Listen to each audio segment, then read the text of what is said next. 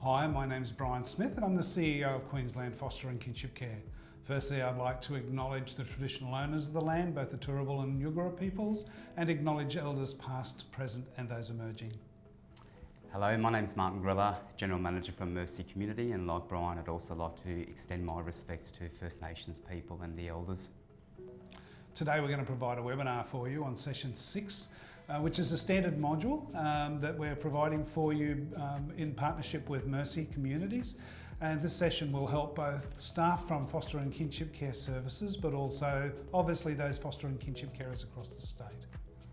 Our foster and kinship carers across Queensland play such a vital role in providing family-based placements to children and young people in care, and we really hope this resource provides a platform and opportunity for the sector to utilise fantastic training, fantastic material in a way that's accessible for carers across the state.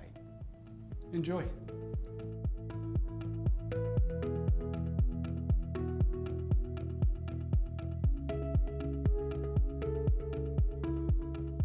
Welcome to Module 6, Carer Advocacy and Support. Today, myself, Carissa Inglis, and Mark Gregory from Mercy Family Services are going to take you through Module 6.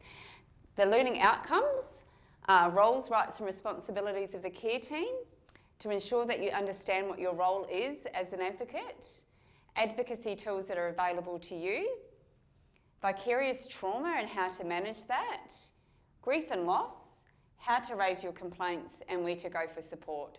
So after today's session, it is hoped that you will be able to understand each of those areas and that will assist you in being a carer in the child protection system here in Queensland. The first chapter we're going to talk about today is the Statement of Commitment. And you may have touched on the Statement of Commitment during your Getting Ready to Start training if you're a foster carer. This may be the first time you've heard about it as a kinship carer if you're watching this training today, but it is an incredibly important document to support your understanding of roles, rights and responsibilities of all the key players in child safety, foster and kinship care agencies and carers. So the Statement of Commitment, it's a formal commitment that's made between the state and key stakeholders and includes the provision of support and resources to foster and kinship carers.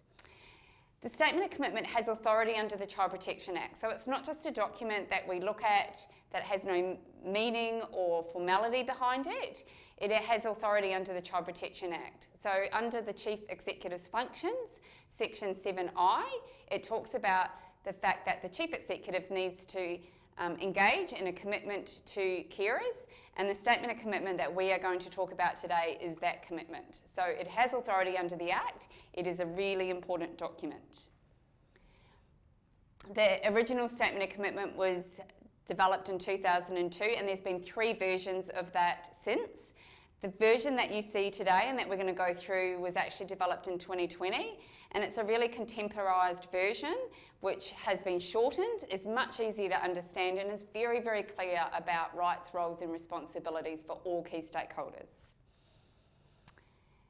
So like anything within the department, it has a really clear framework that it operates under, and that framework includes the paramount principles of the Child Protection Act, the Charter of Rights for Children, again that's in the Child Protection Act, the Statement of Standards, the 5 elements of the Aboriginal and Torres Strait Islander Child Placement Principles, the Human Rights Act, which we'll talk about in detail today, child and young persons' participation in decisions, and kin as a first option. Now lots of those frameworks actually sit within the Child Protection Act. So when we talk about the paramount principle, when we talk about the Charter of Rights, when we talk about the Statement of Standards, the 5 elements of the Aboriginal and Torres Strait Islander principle, the child's participation sits under Section 5E of the Principles of the Child Protection Act, and kin as a first option sits within all the principles under the Child Protection Act as well. So the framework, it has a legislative framework which governs it. It is also underpinned by principles, and one of those principles is the Our Way generational strategy. Encourage you to click on that QR code if you're wanting some more information about the Our Way strategy. This is what we have here, and since then, the department has just released the second stage of Our Way, which is breaking cycles, and that can be accessed on the department's website as well. So that really looks at how the department are going to work towards minimising the amount of Aboriginal and Torres Strait Islander children in care. We have an over-representation of Aboriginal and Torres Strait Islander children in care at the moment, and that needs to change. And the My Way strategy and the Breaking the Cycle strategy looks at practical ways that the government can work towards that. One of the ways they're doing that currently is obviously through community-controlled organisations and the transfer of authority for particular decisions to delegated authority. At the moment, that's occurring in Queensland through some community-controlled organisations in respect to placement, reunification and contact decisions. So those documents are actually living, breathing documents that have plans and strategies that we're always working towards and is worth very much reading. Carers will receive and should expect support that will help them provide a safe and caring environment in which the needs of children are met. Again, really incredibly important in terms of recognising the care team environment and that carers are not able to meet the needs of children in isolation to the care team. Carers will be respected and recognised as having significant relationships with the children and young people in their care. You're providing 24/7 care, so the importance of the care team recognising that is embedded in the statement of commitment and some of the commitments that the department are making. And as members of the Child or Young Person Safety and Support Network and care team, all participants will be treated fairly and equally with courtesy, respect and personal dignity, and will be recognised for their unique knowledge and contributions to safety and case planning. So those are the principles that are underpinning the statement of commitment. So the statement of commitment is an opportunity for a platform for discussion. What that means is it can be used as a critical tool that provides shared understanding and therefore a platform for discussion around the critical roles each partner plays in the care of children and young people. This document can also provide a safe space for partners to observe accountability. So roles are not without responsibility.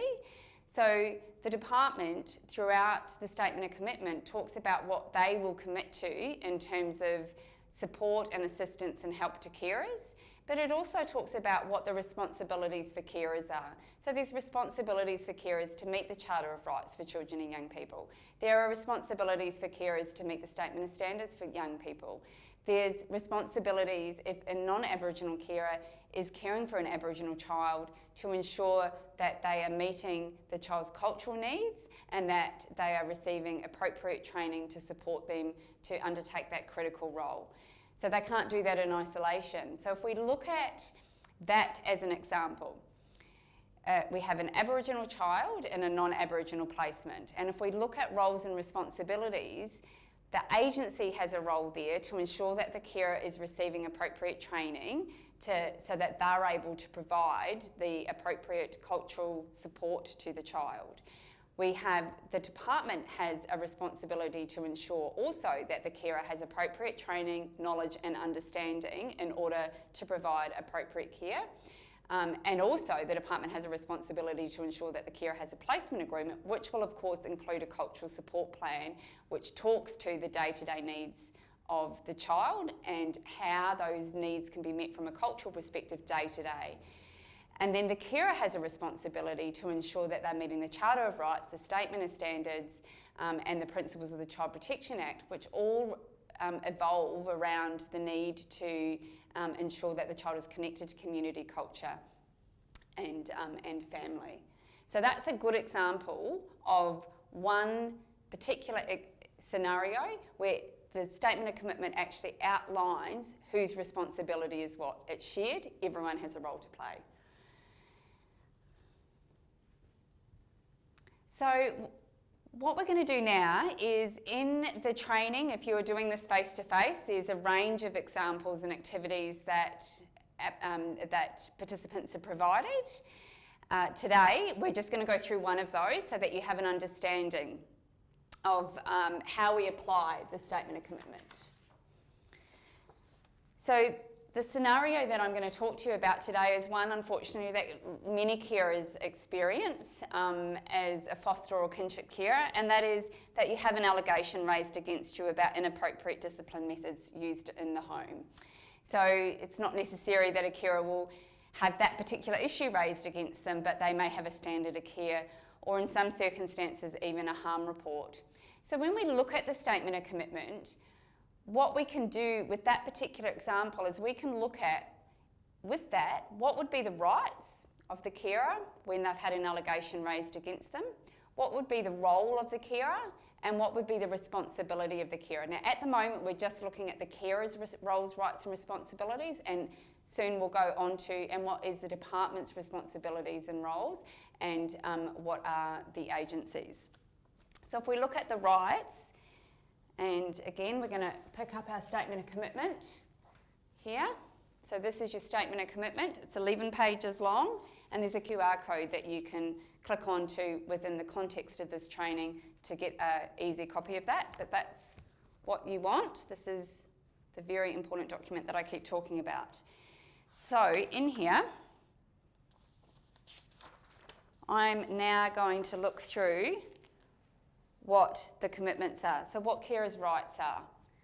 And when I'm looking at what a carer's rights are when it comes to having an allegation made against them, a carer has a right to provide foster and kinship carers with copies of the assessments, allegations involving them. So you have a right to receive the concerns that have been raised in respect to you. You have a right to know what those are.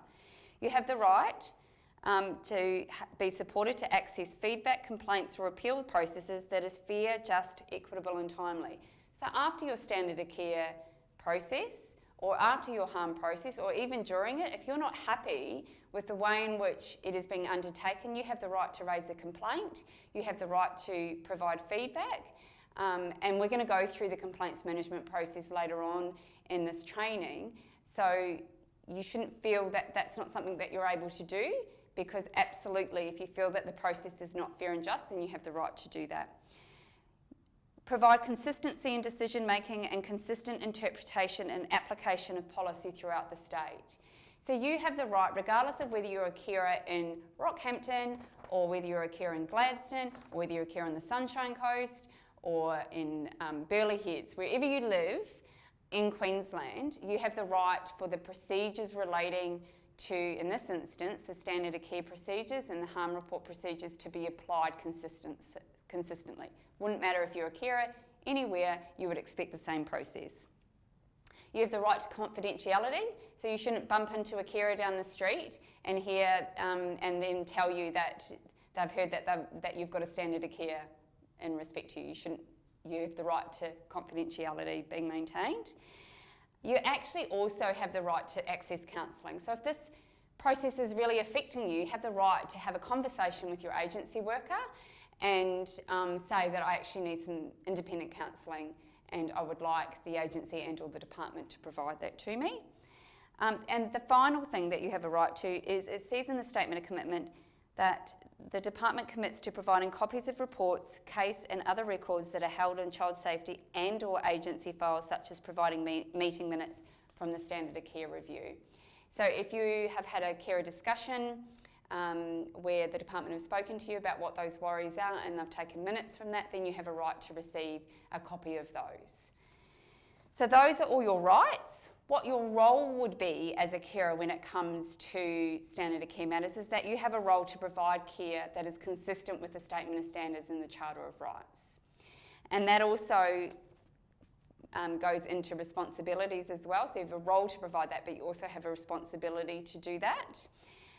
You have a responsibility to provide a safe, caring and stable environment where appropriate positive behaviour is modelled and encouraged, to ensure the child will receive positive guidance, to request support in a timely way to avoid the escalation of negative events. So that's a really important one, because what that tells us is if things are getting hard, what the responsibility of you as a carer is to actually talk to your agency and or the department about that. Because the sooner the care team knows, the sooner they can respond to that. If you are not going to let the department and or agency know that it's getting really tough and you're really struggling, and then as a result there is an adverse effect on the child, then that is not a good outcome for the child. So we really need to be requesting that we have assistance and support as soon as possible when you start to feel that things are getting a little bit harder. And you also have a responsibility to implement protective behaviours and positive behavioural supports within the home. So look, that's just one example. What you will see in this particular activity is that there's actually 5 examples, and what that does is it provides a really clear picture around, it doesn't matter what the scenario is when it comes to the statement of commitment, that the statement of commitment will apply.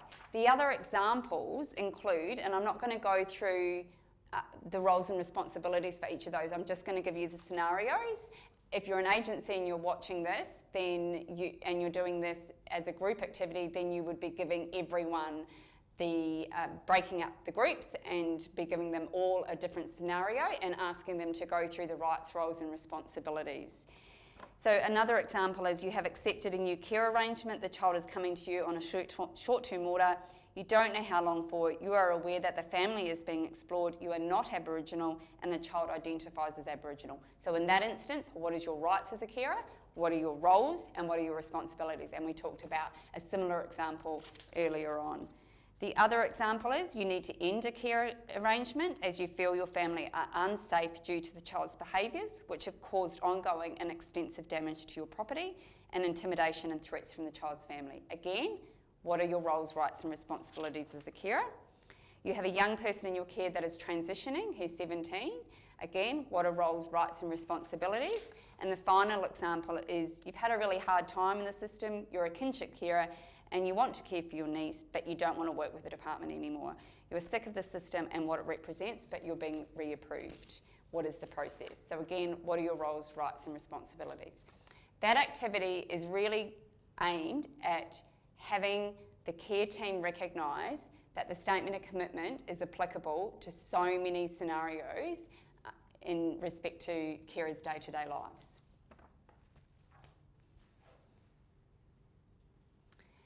So what is great about the statement of commitment is that it is generally reflective of the care team approach. It recognises that everyone has a role to play in the lives of children and young people, and it sets out what these roles are.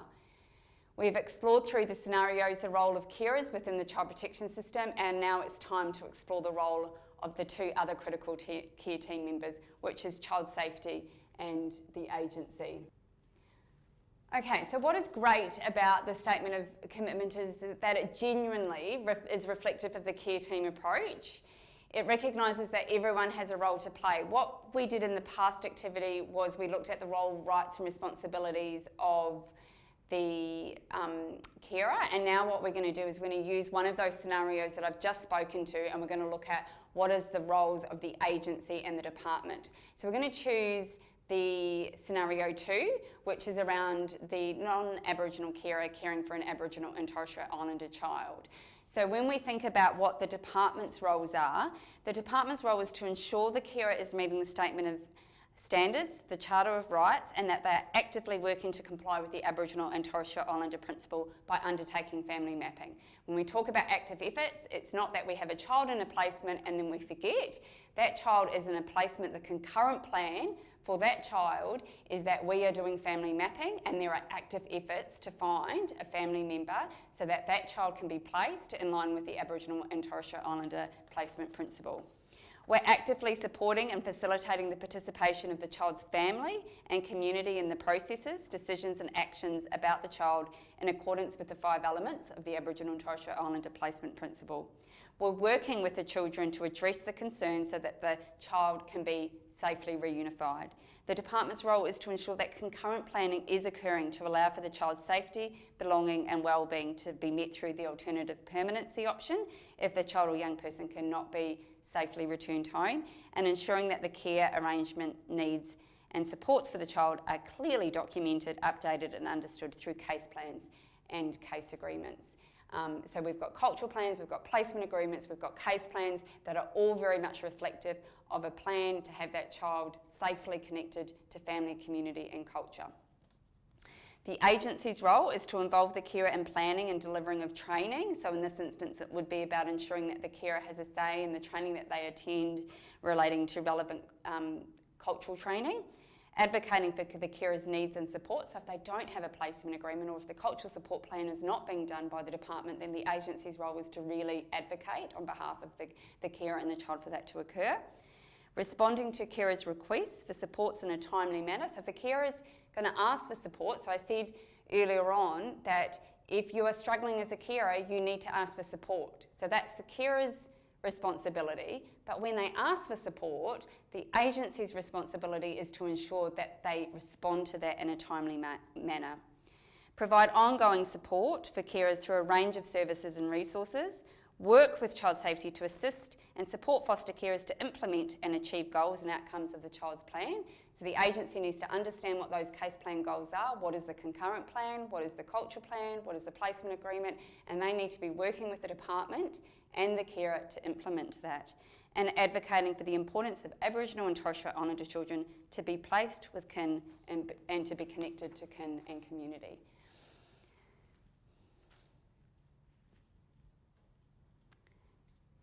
So we've gone through some scenarios, and to recap there, the Statement of Commitment actually outlines what child safety's roles are. And from what I've just said, you'll be able to pick up what some of those roles are that we just talked about. The overall role of child safety is to ensure the safety, belonging and wellbeing of children and young people.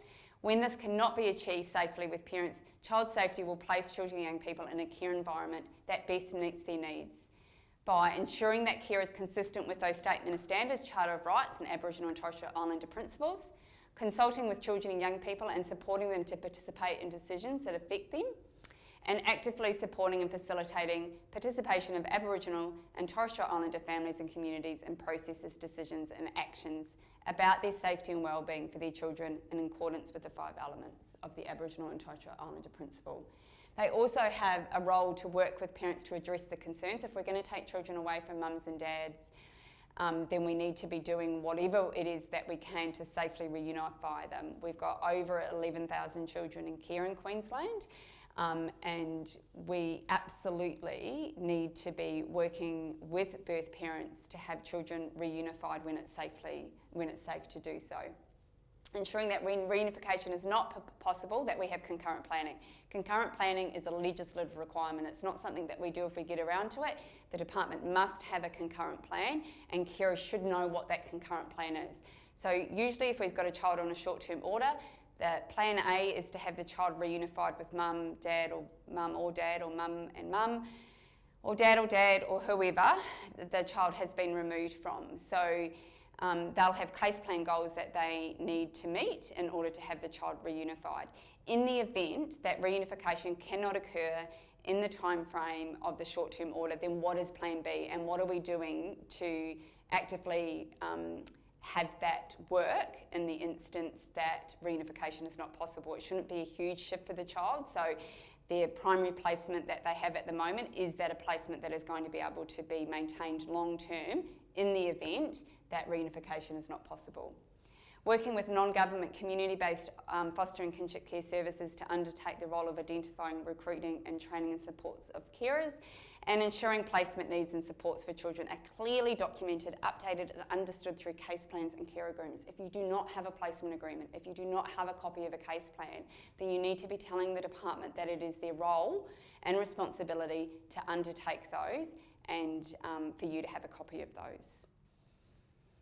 And here is the foster and kinship carers role. So to work with child safety to identify kinship carers, recruit foster carers and assess, train and support carers. Involve carers in the planning and delivery of training. So we talked about that one in the example. Advocate for carers' needs and supports. Respond to requests for placements for child safety in a timely manner. Respond to carers' requests for support in a timely manner, which was another example we just had. We want to work with child safety to assist and support carers to implement and achieve the goals and the outcomes for the child. Again, that was another example of the scenario that we just looked at. Provide ongoing support for carers through a range of services and resources. What is it that this individual family needs? We can't assume that all foster care families or all kinship care families need the same thing. We need to be sitting down with our foster and kinship care families and identifying what support means to them. If you're a carer watching this, then you need to be really clear with your agency worker about what support means to you, what it feels like to be supported. And if you're an agency worker watching this, then don't assume that all carer households are the same and that their support needs are the same. Sit down with them, get to know your carer family and ask what support means to them. Work with child safety to provide access to training, both initial and ongoing. We need to raise community awareness of the role of carers and encourage people who are interested to seek further information. We need to advocate for the importance of Aboriginal and Torres Strait Islander children to be placed with kin, so that messaging from both the agency and the department, when we have an Aboriginal child placed with a non-Aboriginal carer, the messaging from day one around the concurrent plan for this child, that we are engaging in active efforts to map family and find family, because it's in the best interest of this child to be raised with family, in community, connected to culture. Advocate for Aboriginal and Torres Strait Islander children to be connected to kin and community, which we just talked about. So we've just already done that activity before. We did it the other way around, but basically I've spoken to you about what the department's roles are. I've spoken to you about what the foster care roles are, and we've applied those roles to the scenario 2, which is the Aboriginal child being placed with a non-Aboriginal carer. Now, all of the other scenarios that we've given, scenario 1 to 5, also in the activities have the ability for you to look at what is the responsibilities of the departments and what is the responsibilities of the foster and kinship care agencies in each of those scenarios as well. So when we do a summary of the statement of commitment, it's just the most incredible document. I would encourage you, if you would like an extended version of this, then QFKC has on our website a webinar on the statement of commitment, and you can click onto that and watch an hour and a half just on the statement of commitment. So I really encourage you to do that if you want some more information. But essentially, no matter what scenario you find yourself in as a carer, the statement of commitment does provide that platform for you to understand what your roles, rights and responsibilities are, and what the roles of key stakeholders are. This then allows you to approach advocacy in a way that relies on factual and considered information. When you want to be included in a decision, you just need to use the statement of commitment to advocate for your right to be included in that decision. So if you get a phone call to say that you need to undertake family contact on a weekend and you haven't been consulted in respect to that, you can use the statement of commitment to say, well, the statement of commitment says that I should be consulted in respect to decisions that affect the child in my care, and it also says that my carer household should be considered when decisions are being made. And so rather than just engaging in conflict, you use the statement of commitment to actually guide your advocacy in those conversations, taking the emotion out. The statement of commitment allows you to have, should be placed in your toolbox as a carer and relied upon to help you navigate the child protection system. And just remember, not all stakeholders are aware of the statement of commitment. You bringing it up could be the first time that a CSO hears about it, or the first time your agency hears about it. And so just be excited about it. And introduce the concept as something that's really positive, and recognising that when we all know about the statement of commitment, it will help everyone to understand their roles and experience a shared understanding and platform for discussion. So that's what we have for you today in respect to the statement of commitment. I'm now going to pass you on to Mark Gregory from Mercy Family Services, who is going to go through the Human Rights Act with you. G'day guys, my name's Mark Gregory from Mercy Community, and it's a real privilege and honour to be with you today to talk through a couple of the chapters of Module 6, Carer Support and Advocacy. What we're going to talk about in this chapter, human rights, I would have to say is one of the most important important aspects of your advocacy framework that you've got at your disposal. It's really, really important. And the Queensland government really trying to embed a culture of human rights across government services and across the public sector is really beneficial for carers and for the children that they support and advocate for in making sure that our rights and responsibilities are understood and fulfilled as a community, as care teams. So let us jump in and let's have a look at a couple of key pointers here. As I said, just with the opening there, human rights, and I'll pick it up here, we have a tool, so it's really good if you print it off, and we'll show you a place where you can get a QR code to print it off in a moment. Human Rights Act sets a framework, or like a playing field, of everybody's rights and everybody's responsibilities within the community, especially in terms of the public sector, working with different government organisations and different departments. So it is critically important, to understand the human rights framework for your advocacy practice. Really need to make mention that in terms of cultural rights for Aboriginal and Torres Strait Islander peoples, it is absolutely critical that you can speak to and know what your responsibilities and your rights are to ensure that those cultural rights are heard. Let's jump in.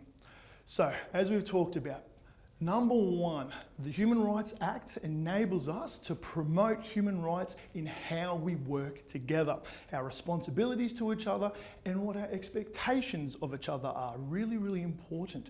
And as we spoke about earlier, building a culture of human rights, which is really wonderful, because if we think about everyone's rights being met, everyone is safe, everyone is respected, everyone's living with dignity, and when we have disagreements and sometimes conflicts, which is natural, we have a way of dialogue and a way of working through those differences in a rights-based way, which is really, really important to advocacy work and really important to coming together as a community. When it comes to foster care, it's really important to understand that the Human Rights Act binds public entities, courts and tribunals, and the Queensland Parliament. When we talk about binds, it really frames conduct. This is really important in terms of how they conduct themselves and the services they provide. And we, as the public, need to be able to, and through human rights, hold government entities to account to those human rights. Okay guys, so now on the QR code, if you get out your phones and look that one up, you'll be able to download the Human Rights Act, a really important document. Looks something like this, yeah? And talk to your agency, your foster care practitioner, support practitioner, to help you if you need to have access to a printer or whatnot, but it's very important to print it out and have a read through the human rights, because again, having an awareness of these things when we're talking with care teams and we're talking with other stakeholders can really help when we ask a question. Help me understand how the child's rights are being met here. Oh, I'm just a little bit worried that my rights as a carer aren't being met here. Can you please help me understand? And when you can speak to the human rights, it really builds an accountable playing field for us to talk about how we work things through together. So let's go a little bit further here, guys. All right, let's get our heads around the differences between a public entity, a core entity, and a functional entity. Now, core entities are government agencies, government departments. Your CSO very much is in the role of a core entity, being connected to the government. A functional public entity are people who are doing work for the government or working with the government. So it could be contractors and foster carers in the role, the voluntary role of foster carers within the Child Protection Act is playing a functionary role extending from government. So they're how we understand the two. This is why human rights frames the conduct of both actors, yeah? Really, really important. So as being connected to a government service, that'll foster care, carers are functional entities, so have certain responsibilities within that. Just want to pause here and allay any fears. This is not an extra thing that carers need to do. In fact, if your care practices are meeting the standards of care, you're already doing everything you need to do from a rights-based perspective. It's more so, it gives us another tool, another framework to support our purposeful advocacy. So I just want to make that point, really important. Human rights are embedded within the statement of commitment, Charter of Rights, and standards of care. So if we're already aligning with those other frameworks, they're all complementary together, they work in unison, then we're all good, yeah? It just helps us understand the functionality, the dynamics of how it works between core and functional entities. Let's have a little bit more of a look into those further responsibilities. As a functional entity, carers have a responsibility to ensure that children and young people's human rights are being upheld. You are their number one advocates within that care team. You know so much about their kids, and because of your bonds and your care for them, it's really important you get sensitised to their rights, their needs, and how as a care team we're meeting them together. So it's really, really important. And as we said before, when carers are meeting the standards of care, children's rights are being met. Let's now just dig in with a bit of an example. So if I had the privilege to sit in circle with you to yarn these things through together, we'd be doing an activity right now. So let me just get my glasses and let's have a look at this. Now in your activity, if we were sitting in circle, we would have a whole bunch of different scenarios to unpack how human rights, what are the human right themes within this scenario, and then how does the Human Rights Act, the Statement of Commitments, and the Charter of Rights all connect in together to give us an understanding both of what the issue is and what we can do about it. Really, really important. So yeah. I've selected scenario 2 because from my practice experience, in our modern age where we have a lot more surveillance cameras and things like this, sometimes good intentions around having cameras in the house to ensure everyone is safe and things like this can sometimes overstep human right boundaries and things like this. So I thought it might be a good one just to use to break down today. So we're going to be talking about privacy, our right for privacy. Which is S25 of the Human Rights Act. So let's do scenario 2 now.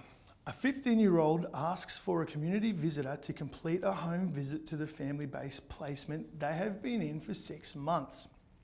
During the visit, the 15-year-old tells the CV that they think there is surveillance videos in the lounge, hallway, kitchen and dining areas.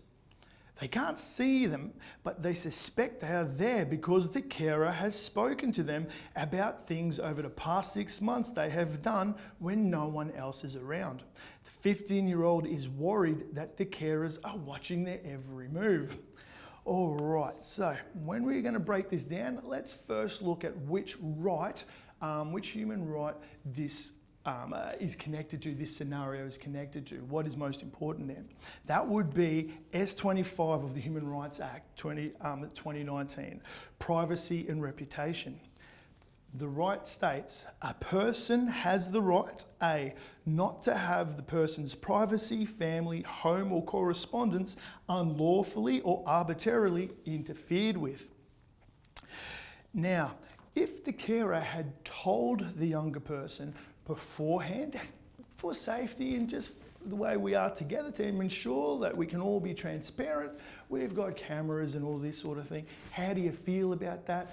Talk to the young person about it, and the young person gave their consent, then there's no issue there. The issue comes when the younger person hasn't given their consent to that invasion of privacy from a rights-based perspective. This is why it's really important. The human rights are a good conversation starter when we're aware of a human rights to be able to work through and talk about what does this mean for how we relate, for how we live together, how we work together. Yeah? So there we go, that's the first part. It could be a breach of their privacy if we hadn't spoken to them first. All right, so now let's apply this to the Statement of Standards and Charter of Rights.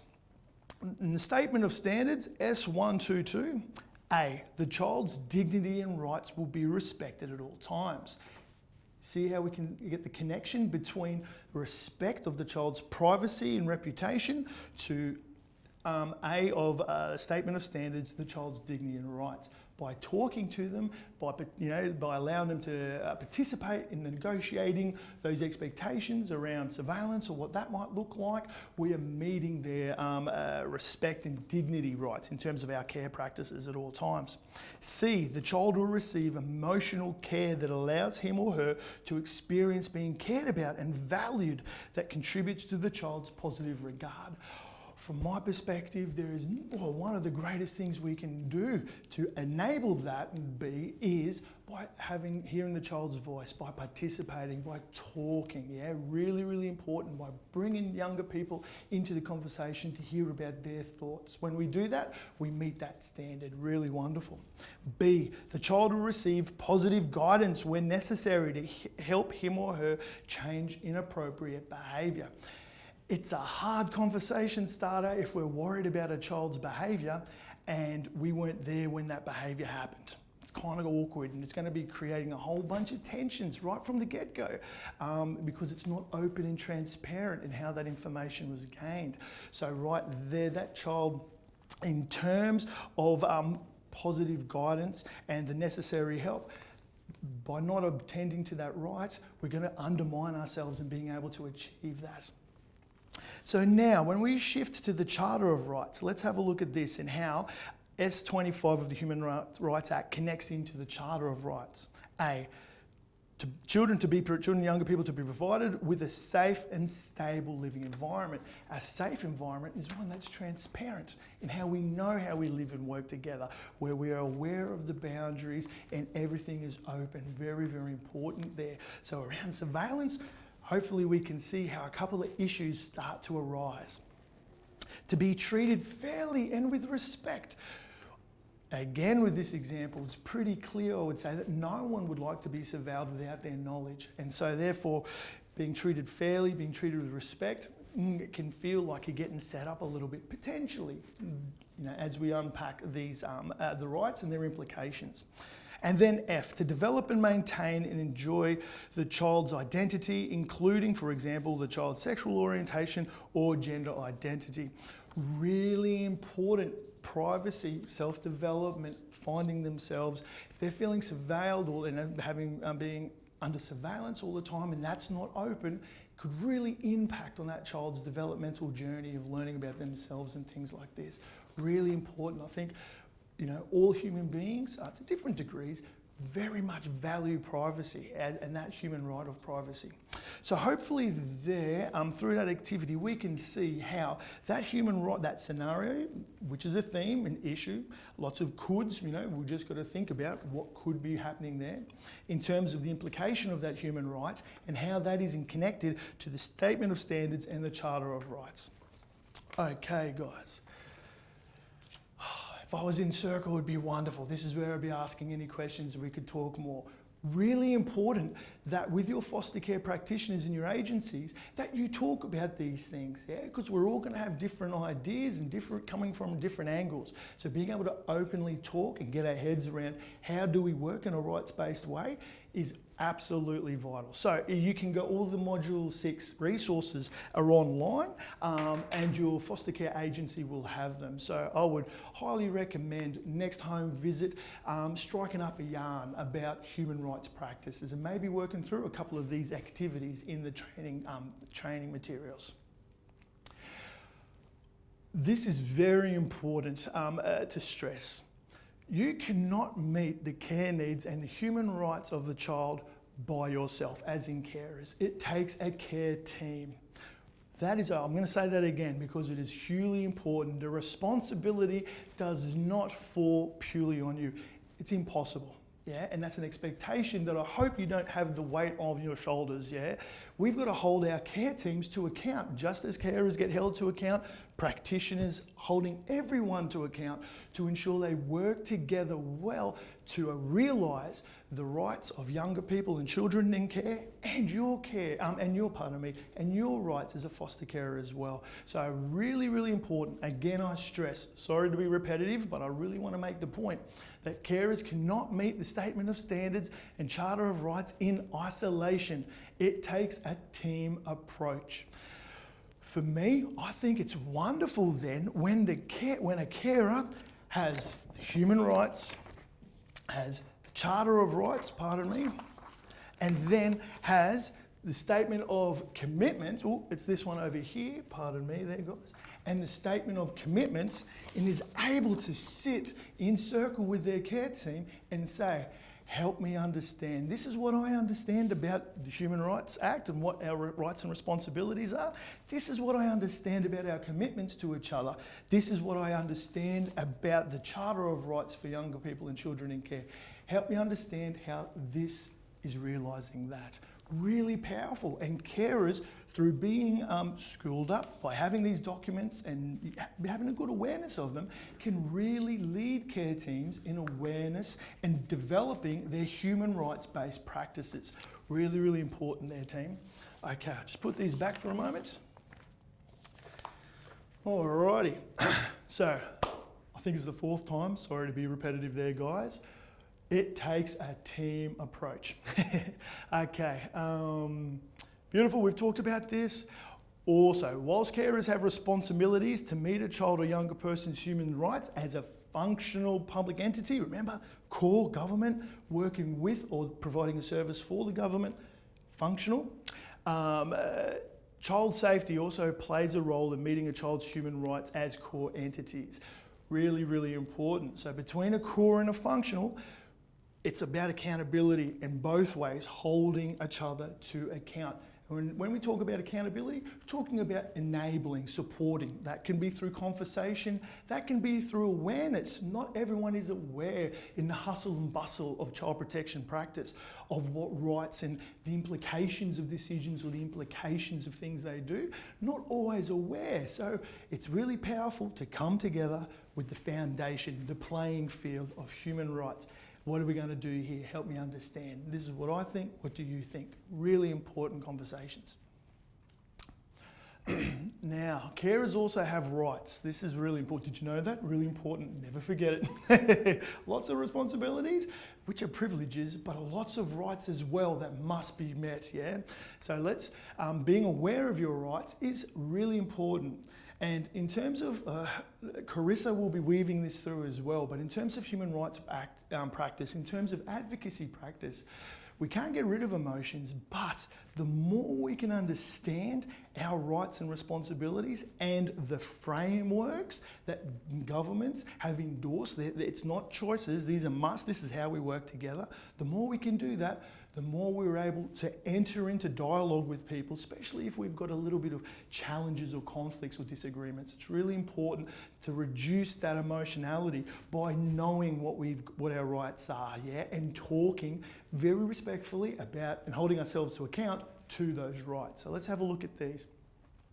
We're going to pick two here because I suppose in my practice and privilege of supporting foster carers, I've seen these ones pop up a little bit. So we'll probably talk about section 20 first and foremost, and then section 27 because they fit really well together.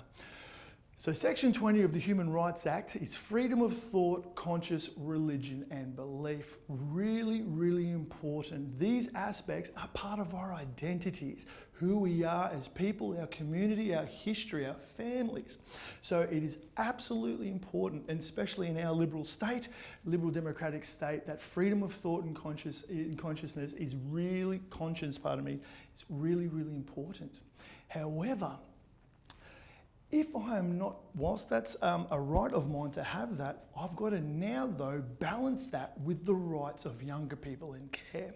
So a good example for this one is if I have a particular faith, and it's really important to me and my whole life, the way I live my life, and a child who is not coming from that same faith comes into my world, I have to be very aware of how do I balance my rights with the child's rights. So let's break that down another step.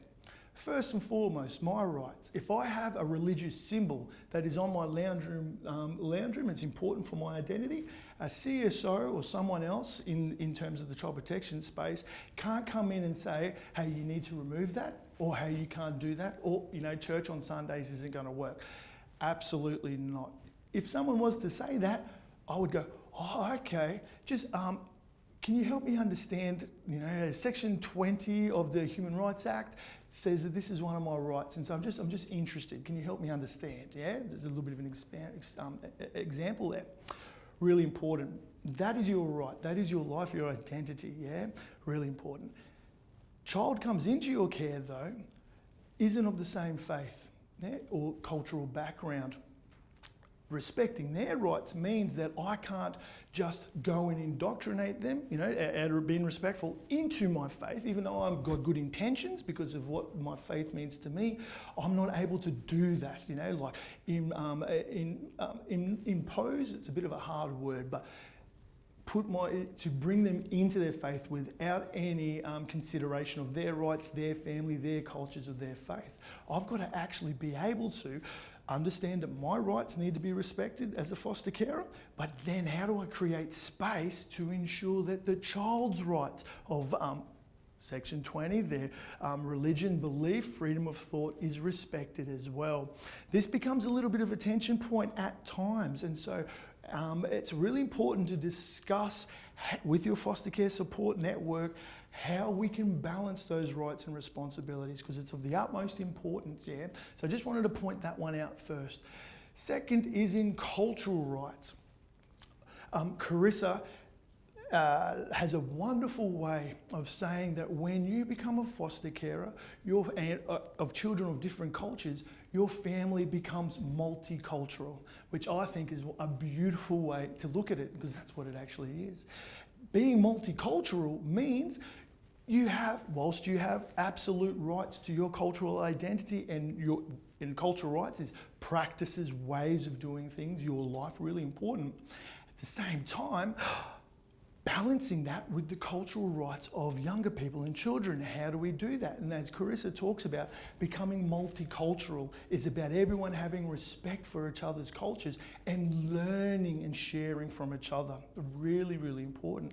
Very much same with Section 20. We're not imposing, but we're sharing and respecting, and something beautiful comes out of that. Yeah, we learn from children, our worlds are enriched, and then their children's worlds are enriched from our cultures, faith and ideas as well.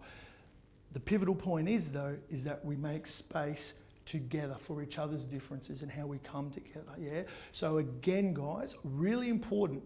Rights and responsibilities, they go hand in hand. It's a bit of a yin and a yang there, yeah? So again, to get our heads around it, the best way we can do that is talking with our foster care support network, yeah? And understanding how these things all work. Alrighty.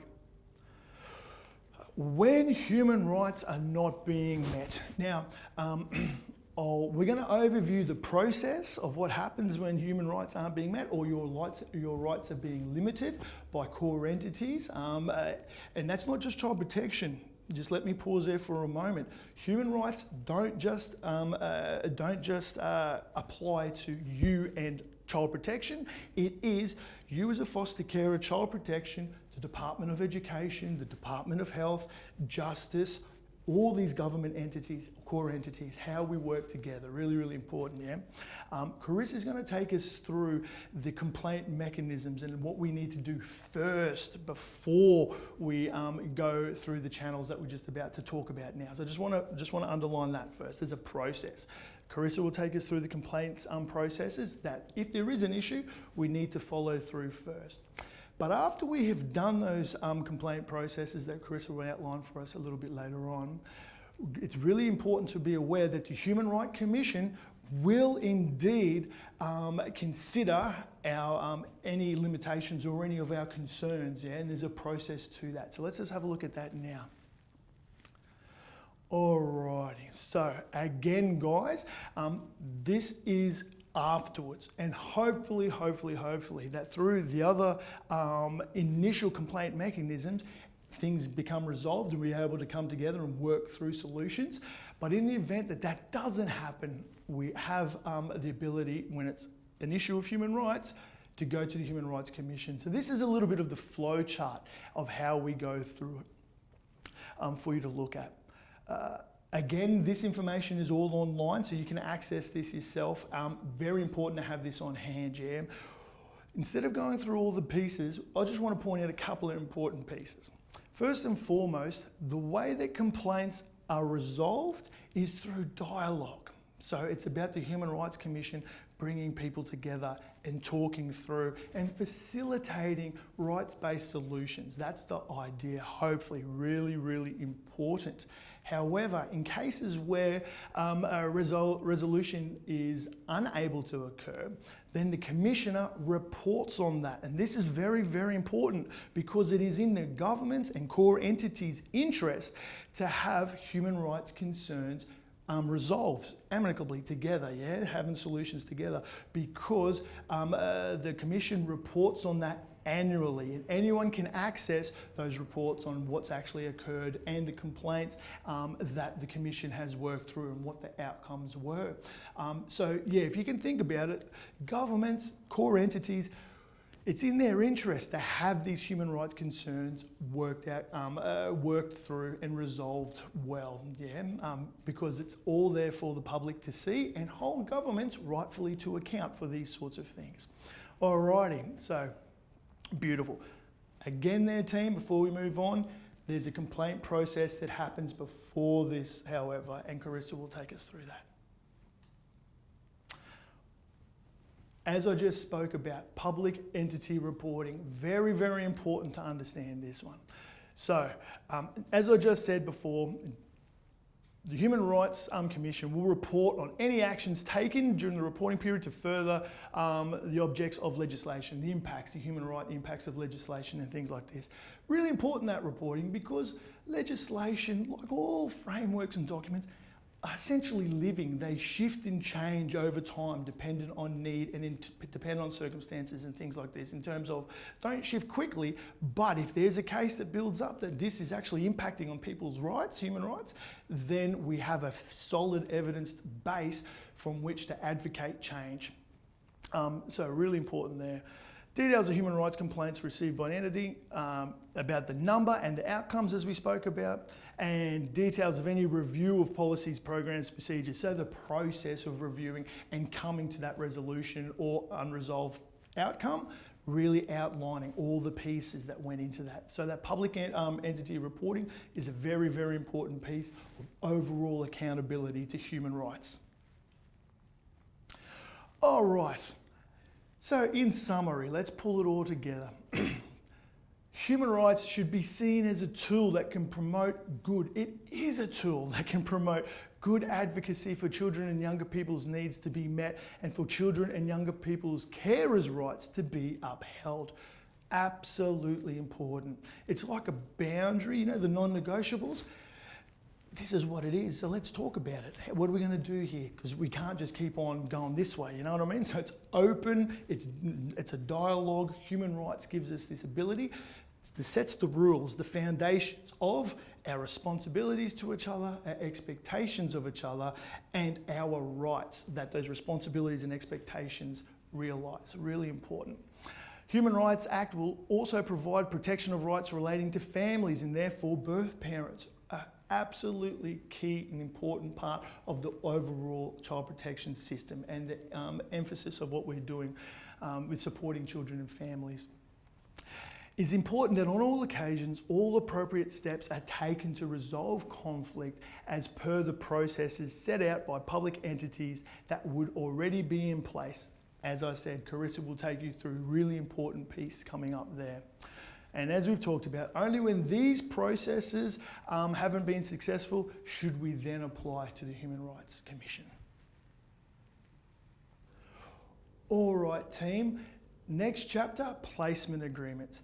This is my favourite chapter because placement agreements are so important to the success of a care team practice, the success of meeting the needs of our children and younger people in care. So let's jump in.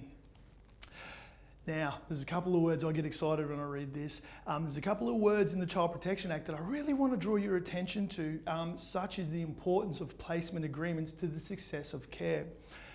Section 84 of the Child Protection Act states the agreements to provide care for children. 1. If an approved carer agrees to care for the child, the chief executive, the department, an approved chief executive, an approved carer must enter. There's that word. Must enter into a written agreement for the child's care. It's going to repeat that again, must enter into a written agreement for the child's care. Okay, the placement agreement can be embedded within the child's case plan as well. And 2, the terms prescribed under the regulation must be included in the agreement. So I just want to pause. Placement agreements, unfortunately for so many carers, especially carers who have started out, not being aware of placement agreements, again, in the hustle and bustle of a child protection practice, lots of things are said, good intentions are made, promises are made about supports and different things we can do, but then the child arrives, we start to get into the flow and CSO changes, this changes.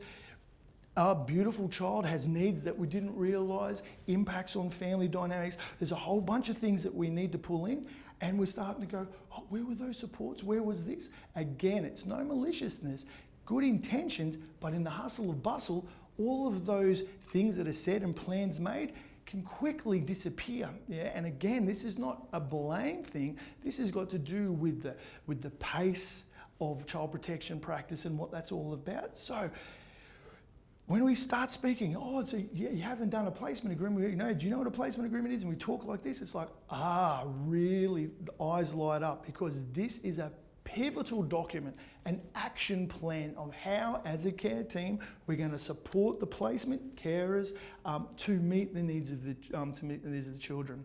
I like to always say, for me, the most important of the whole care system is the relationship that carers are able to build and open up through opening their hearts with children and hold them with, that nurture the care. That relationship is where the magic of healing and growth happens. A lot goes in to supporting a carer to be able to provide consistently and predictably that absolutely pivotal relationship. Again, it takes a care team, a team approach. And a placement agreement is where we come together to be able to put in all the resources and all the supports a carer needs to provide a wonderful developmental relationship to that beautiful child in their care. So let's dig in a little bit more. Again, guys, it is must. It's not a may, not should, or maybe get around to it. It is that agreement must be completed. And again, guys, this is not about blame, not about getting upset with people, but if in the hustle and bustle of child protection practice, the CSO who may be new, trying to find their feet, all of us together, we learn together.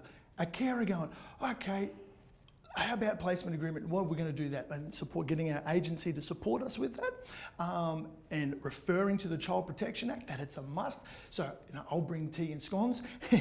Really important to be able to lay that down as a foundation. Placement agreement is an absolute priority document, priority action plan, and a piece of practice that is a must to enable the success and sustainability of care. Really, really important. All right, let's jump forward. Okay, so to get into the nitty-gritty of it, it provides those responsible for children's daily care with the most recent information about a child's needs. So as I used that example before, a child it comes into a placement, and then we start to learn, okay, if I'd known about that before, I might have been able to plan for that. So a placement agreement is like, all right, what do we know about this beautiful child? Okay, what are their needs? Okay, what resources is it going to take for us to meet them together? Really important conversations. It responds to the need for additional supports to meet the child's needs or to assist those caring for the child to meet the child's needs, as we spoke about before. Really important action plan. These are the child's needs, these are the placement needs. What resources can we pull in? What are different people's roles in affecting that or enabling those supports to be put in place? It reflects changing family contact schedules and cultural contact agreements. Now, in the Act, it says that placement agreements must be done frequency at every 6 months. That is, must be at the very least. look at placement agreements as a living document. To me, I think best practice, and this is for something for you to discuss with your foster care supports, your foster care agency, I think having your placement agreement as an agenda item on every home visit is a really beneficial thing to do, because is it still meeting the needs of the placement of the child, of all the supports? Yep, fantastic. Is it? Oh no, things have changed. We've got a new contact scheduling. All right, we're going to have to think about that, and we can revisit. We're going to have to get a placement agreement meeting going. Bit of a priority there, guys, and we can pull together to make that happen. It's a living document, so a nice way to do it, for what I have found through my practice, is having your placement agreement as an agenda item of a home visit. It's a really nice little rhythm we can get into there. Okay, it shares responsibilities. Now, for me, it makes my heart cry when I see wonderful carers feeling like they're all alone. Yeah?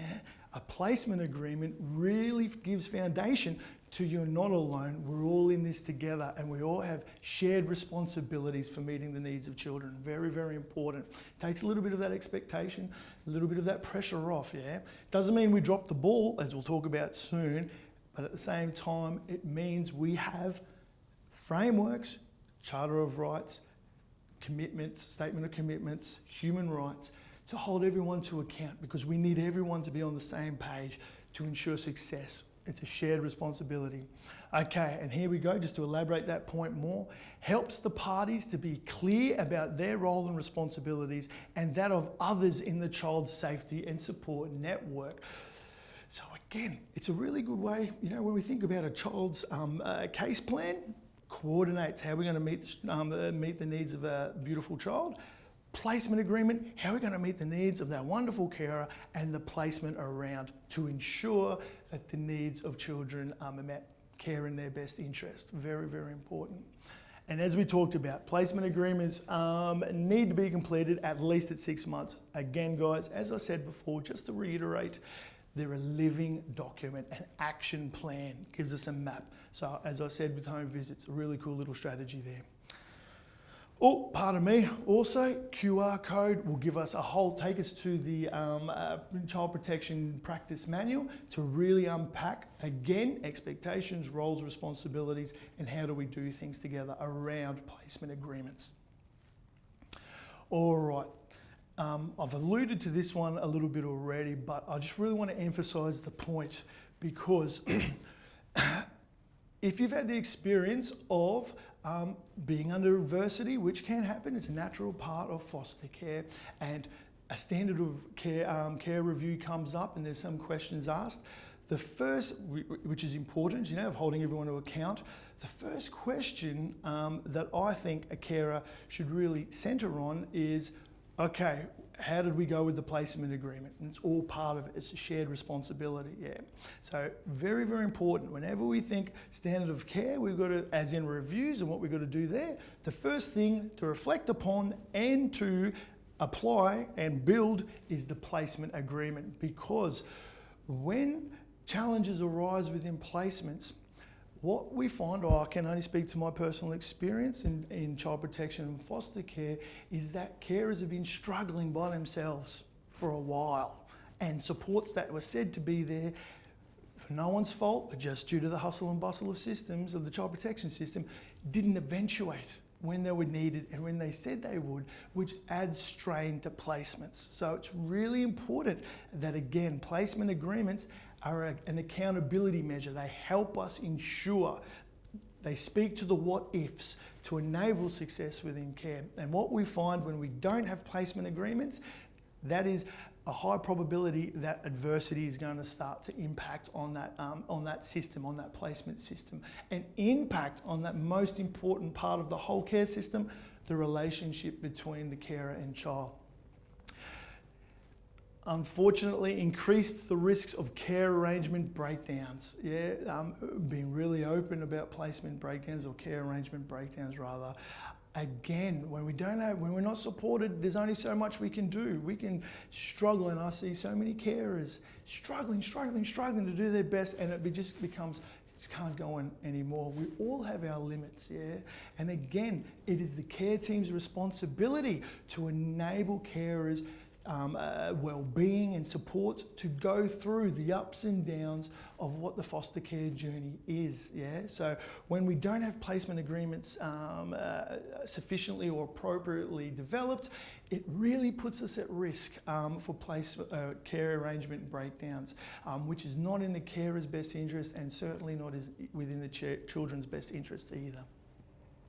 All right, as I said right at the beginning, we can talk a lot and make agreements when we're yarning, that's all good, yeah, but if it wasn't written, it's not going to happen. Writing it down is what's most important, because the way the system works, there's a whole lot of different people. You might have different CSOs, different foster care agency practitioners supporting you. So it's important that we have a document that through all these changes remains consistent and stable, that we can all work from. G'day Mark, how you doing? Oh, lovely to meet you, Mary. Okay, have you checked out the placement agreement? Actually, I did, yeah, this looks really good. Is there anything we can do to change this, or is everything going all right, Mary? Everything's going fine, Mark, but let's keep an eye on it. Fantastic. As a new worker, yeah, this is the type of conversations we can have. Really sets us off on the right foot. Okay, let's keep looking at this. This one's a big one, isn't it? Sharing information not occurring as it should can lead into potential risks to other children in care arrangement and household members. Again, placement agreements are all about the child's needs, and then what is the placement needs as well. That how they interact, yeah, how they integrate, pardon me, between needs and support needs of the systems which support younger people in our placements. Really, really important to know that. And again, no clear expectations leads to carers calling, trying to get that support and mounting frustrations when we're not getting responses and we're, again, chasing our tails and things. So we can see that by not doing placement agreements, we really put placements at risk, yeah? And so on that note, I hope I've emphasised it enough. For carers, for care team systems, everyone, placement agreements are a must, because they are a way of mitigating all of that risk. Really, really important if we have good placement agreement practices. Okay. So these placement agreements practices is really important. And if we nut down a little bit further, we've talked about the implications a lot here about carers and placements, but let's not lose sight of the child. Without placement agreements that outline, remember we were talking about being a multicultural family? Being a multicultural family, opening our hearts to difference and learning and growing together is really important first stage, but then connection to community, connection to cultural communities is really important to learn further about practices and embedding them in our ways of life, yeah? If I don't know or I'm not able, I could be doing my best, but if those cultural needs of our children are not recognised, embedded within placement agreements, this is how we're going to support little John maintain connection to his culture. This is how we're going to support little Maybelline with her faith, and this is how we're going to do it together, coming all together. It can be very, very hard and stressful. Carers trying their best, but not knowing, and then that impacts on the younger people and children as well, yeah, because their needs are not being met.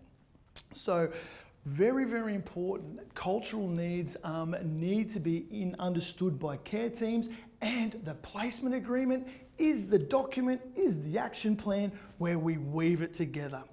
I just want to pause there on a moment, because this actually, pardon me guys, a part of me, same thing with health, education and therapy needs not being met.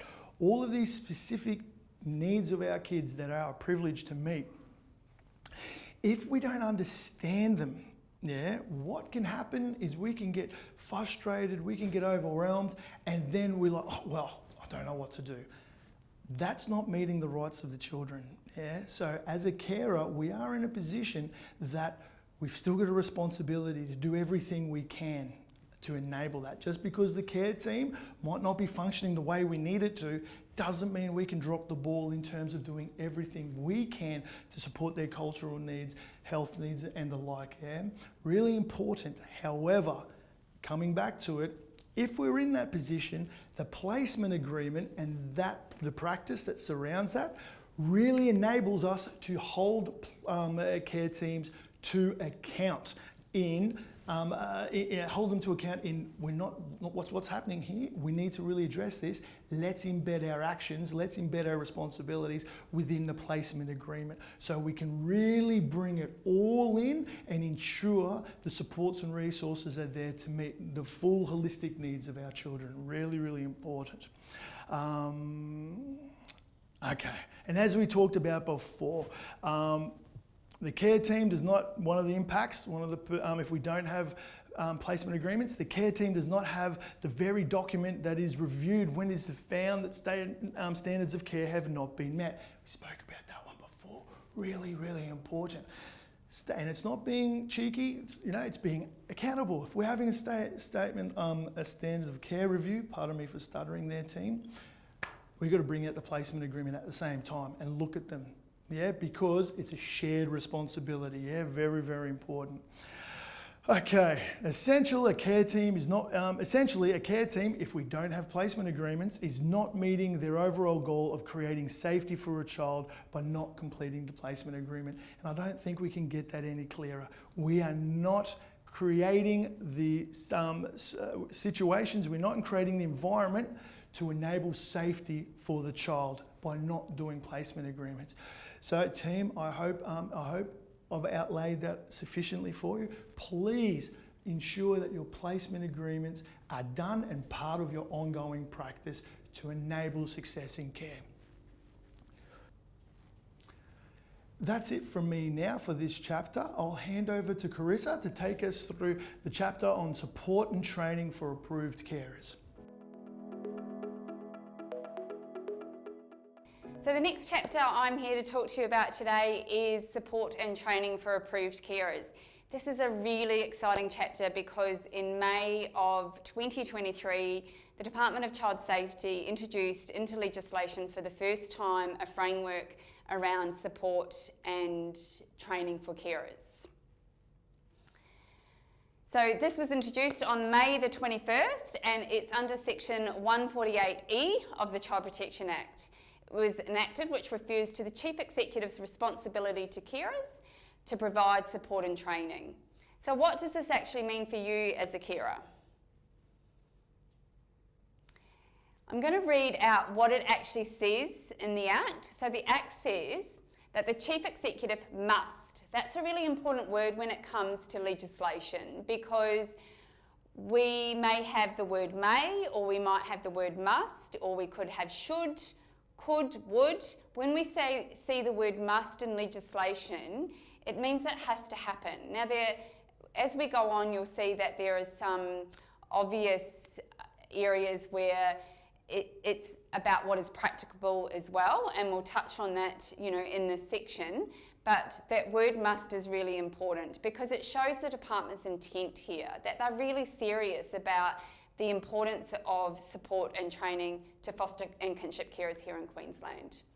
So the Chief Executive must provide the approved carer with or ensure the approved carer has access to the following: support to help the carer care for the child, including, for example, information about financial assistance for approved carers, information and advice about providing care for children, respite care, access to support persons. So when we look at that one, what stands out for me is that, particularly this one, information and advice about providing care for children. The department has enabled within their Act, and in many sections of their Act, and within the statement of commitment that we just talked about, the importance of sharing information with carers, particularly foster carers when they're accepting a placement of a child that they don't know, that they are given what is relevant information so that they can make an informed decision about whether they have the capacity to care for that child, and whether the particular needs of the child, what impact it would have on the whole carer household. So there's a responsibility to keep the carer and other family members safe as well. So that sharing of information is enabled through the Act, and carers have a right to that information prior to making a decision as to whether they accept a placement or not. You'll see respite care there as well. We're going to talk more about that when we get to the next section. So there is a commitment there made by Child Safety about the importance of respite care. Now, respite care is often referred to now as short break care, and it recognises the need for carers to have that time out at times for self-care reasons, and to stabilise placements. So the department has a commitment to that.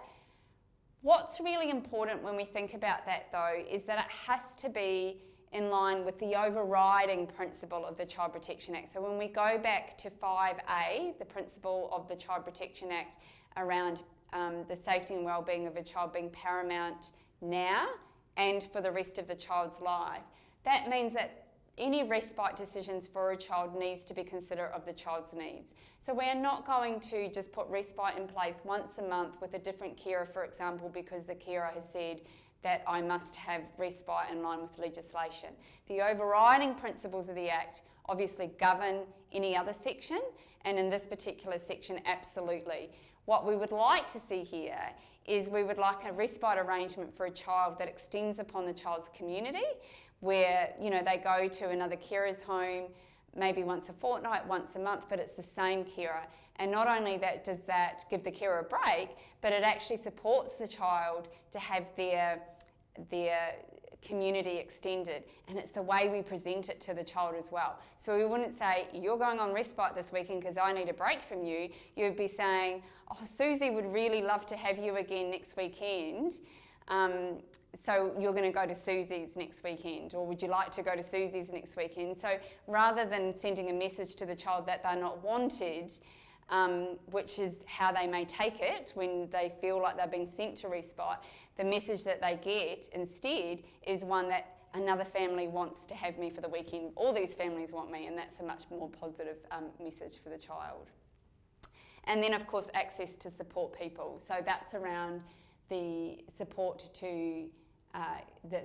that a carer gets from their agency, from places like QFKC, from the Foster and Kinship Care Support Line, and some other ones as well, which we'll talk about as we go on. Then B is training programs that maintain or develop the carer's ability to care for the children. So again, a commitment to that. We recognise this is a really tough role, and you might have a child with fetal alcohol syndrome, for example, and when that child is 3 years old, you might have some training in relation to fetal alcohol syndrome. But do you know what? Just because you've had it once, it doesn't mean that you might not need it again every couple of years, because as the child develops and grows and reaches different developmental stages of their life, then it's likely that you are going to need more training to understand what that particular developmental milestone means in respect to that particular diagnosis. The Chief Executive need only comply with this subsection to the extent that the Chief Executive considers it's practicable to do so and the support or training is appropriate in the circumstances. So that's what I spoke to you about before, that yes, there's a must there, but it has to be practicable. And the support and training has to be appropriate in the circumstances. If you want more information on this particular section of the Act, we'd encourage you to click on the QR code, and that will provide more information on the changes to Queensland's child protection laws. The next section we're going to talk about is complaints management.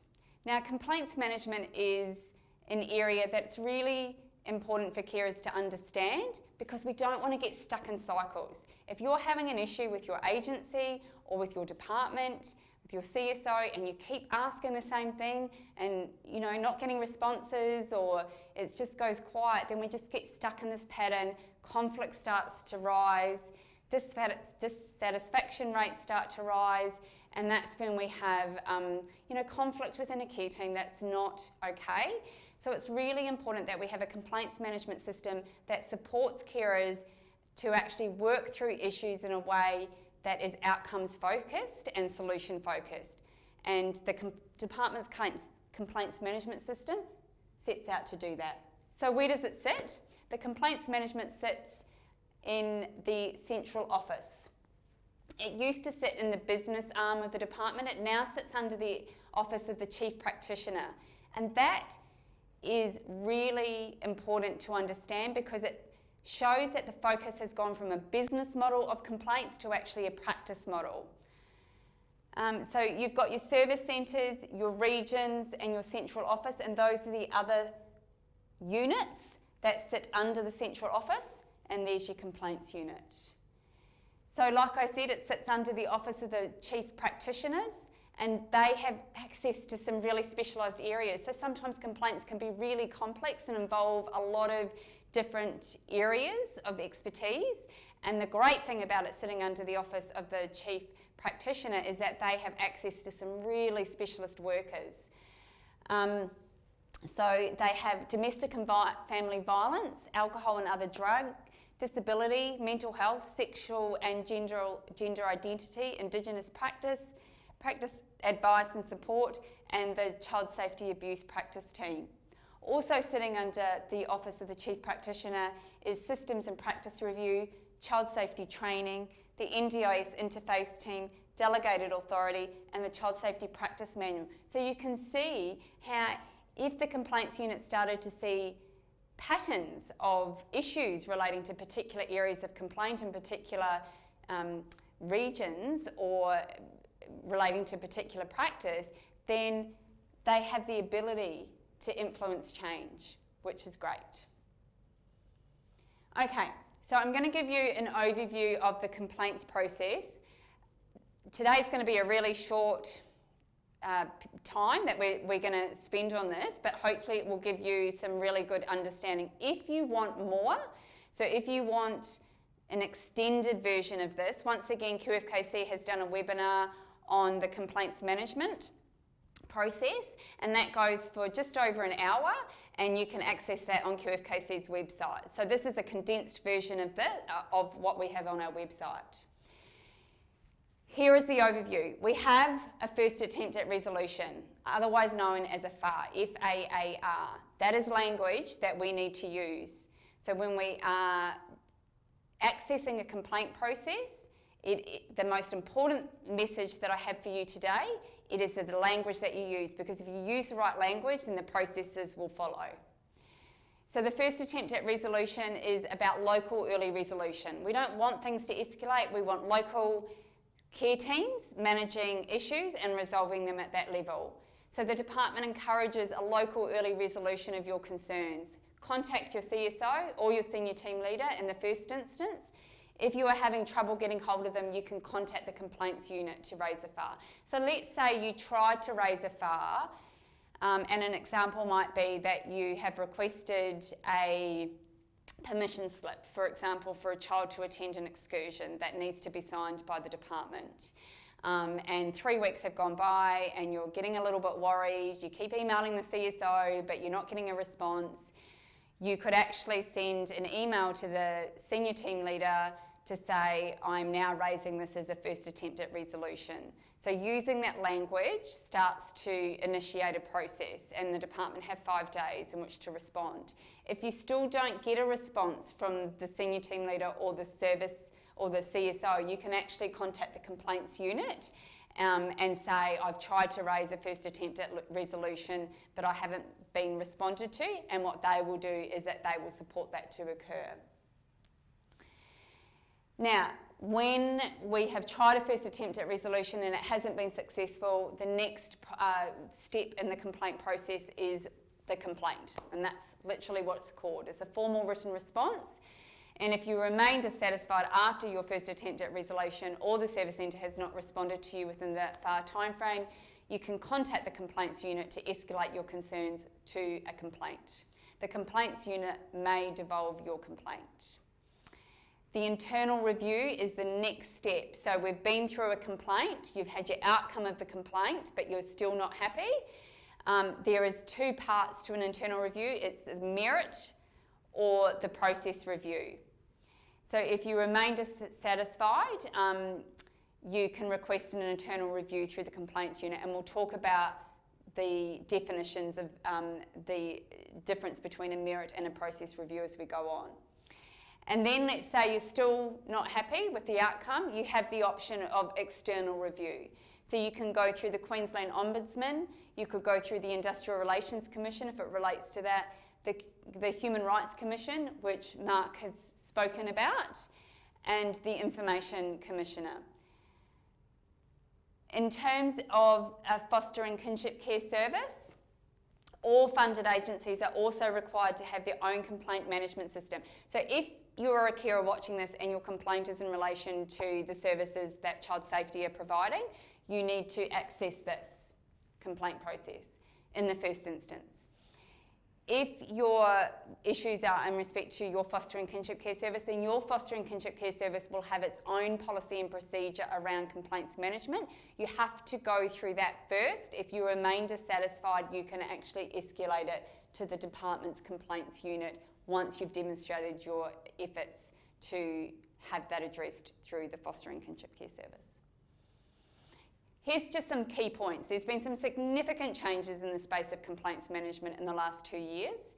And so if you're a carer that may be watching this and you tried a complaint some years ago and didn't feel like you got anywhere, I can assure you that the complaints process as it stands today is very different to what it was. There's some really clear policies and procedures that are driving the complaints management process, and certainly QFKC, who sit in that space of conflict resolution every day, are seeing some really good results from the complaints management process. So complaints can be made via phone, email, or through the complaints unit feedback function via the Child Safety website. Part of the review into the complaints process undertaken by the Ombudsman a couple of years ago, which resulted in all these changes that we're seeing, one of the recommendations was that all departmental staff have to engage in mandatory training. Now that point is really important because when you are sending an email using language such as first attempt at resolution, because we have mandatory training in place, CSOs and senior team leaders should know what that is, what you are instigating, so that you're attempting an early resolution, and that if you're not responded to, then what the next step will be. It is driven by a policy and procedure, and I'd really encourage you to go online and access those. We don't have time to go through them in detail today at all, but here is the policy, which goes for 10 pages. So the policy is the what are we trying to achieve here in this department's management system, and the procedure is how. So the procedure is probably the most relevant to carers in terms of what should I expect, what are the timeframes that I should expect, what is in scope and what is out of scope, what happens if I'm not responded to within a certain time frame. So all of the how we go about this procedure is actually contained in this procedure. The decision maker level, the decision maker is at the same level or higher than the decision maker for the complaint. Time frames, there used to be time frames of all, like it used to be 2 months and 3 months and 6 months, and it was all over the place. So the time frames have now been simplified and are reflected in the policy and procedure, and it's now 45 days. That's when it reaches that complaint. 5 days for a first attempt at resolution and then 45 days for a complaint. There are guiding principles that underpin the expectations around how a complaint management process operates and how the department guide that, and that's contained within your policy and procedures. And then the written finding letter, so all complaints, so if it reaches that complaint level, so not a first attempt at resolution, but if it reaches that complaint level, then there must be a written response for that, for each of the allegations that are raised. Okay, so we're going to have just a quick look at each of those particular areas. So your first attempt at resolution is prior to a complaints process. We have not yet raised a complaint because we are trying to resolve it at a local level. It's resolved at the point of service. What that means is it's resolved at the service centre. It's early resolution. We don't want conflict to build up, so we don't leave it. Don't leave it for months on end. If you're not getting an outcome to something that is really important for you and the child and your household, then just use the language at the service centre. I've attempted to get a response to this. I am now engaging in a first attempt at resolution. It forms part of casework, so it's part of what we do every day in terms of expectation, and it can have flexible responses and outcomes. Here is another QR code, and that, when clicked, will actually come up with a guide about making a complaint. Okay, so let's say the first attempt at resolution hasn't worked. We then go, remember, to the next step, which is your complaint. It occurs after a first attempt at resolution, where applicable. The concerns are investigated by an appropriate officer. The complainant is provided a findings letter with the outcome of the investigation. The complainant is entitled to provide feedback in relation to the findings. So an initial letter is provided to, let's say you as a carer, about, well, here is our initial findings. You have the right to respond to that letter before a final outcome is reached. And the complainant is provided information on where to escalate your concerns. So if the final outcome is not one that you agree with, then your findings letter, your final letter, will actually let you know what the next step in that process is. And then the internal review. So the internal process review, so this is different to the merit review, it reviews the process of a finalised complaint. So for example, you are not given the opportunity to provide feedback.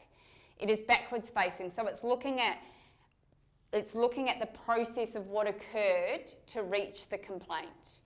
It's focused on the complaint process itself. So it's when you don't believe that the complaint process has necessarily been run in accordance with the complaints procedure, for example. And whereas this is the merit, so on this side we have merit, on this side we have the process. In a merit review, it investigates the original concerns raised, it is forward-facing, it's solution-focused, it's collaborative, and it may include a review of the previous complaint process. So you actually can have a process and merit review completed at the same time, because if it is that you don't believe that the outcome is fair and just, because the process hasn't been fair and just, then in that instance you'd probably be seeking a different outcome as well. So you're wanting the merit and the process review to take place. Okay, so we're just going to do some quick scenarios here because it's really important when we are looking at these really complicated departmental processes that we apply practice to it. So we're going to give you some examples of how we can apply it. So we have Phil, and Phil is a kinship carer, and he's going to engage in a first attempt at resolution. So he is a kinship carer for Carl and his sister Bianca. Phil wants to take the children on a holiday next month interstate. He's emailed Carl and Bianca's CSO about the trip to seek approval. Phil emails the CSO again a few days later when he's not received a reply, and he phones the CSO a few more days later when he has still not received a reply. So Phil's really trying to get hold of the department because he wants to take the children interstate, and he knows that he needs permission to do that. He's just told that the CSO is not available, and they take his message again. Almost 2 weeks have passed since Phil's initial email to the CSO. He's frustrated at the lack of response to the fast approaching holiday. And I'm sure there's many carers that are watching this that have had this feeling before. So where can Phil go? Here is a list of what carers might think are the potential options for Phil. So he can phone the service centre and he can ask to speak to a senior officer.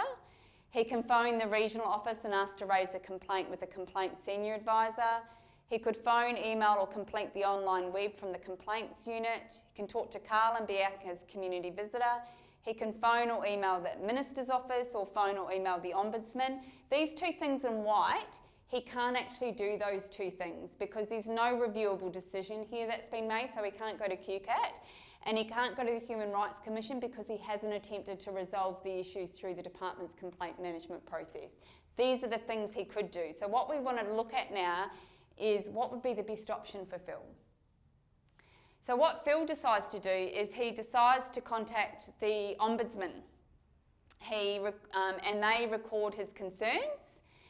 The ombudsman then, what they have to do is that they contact the complaints unit because, again, Phil can't actually have his concerns heard by the ombudsman unless it has being demonstrated that he's attempted to, go through the department's complaint process.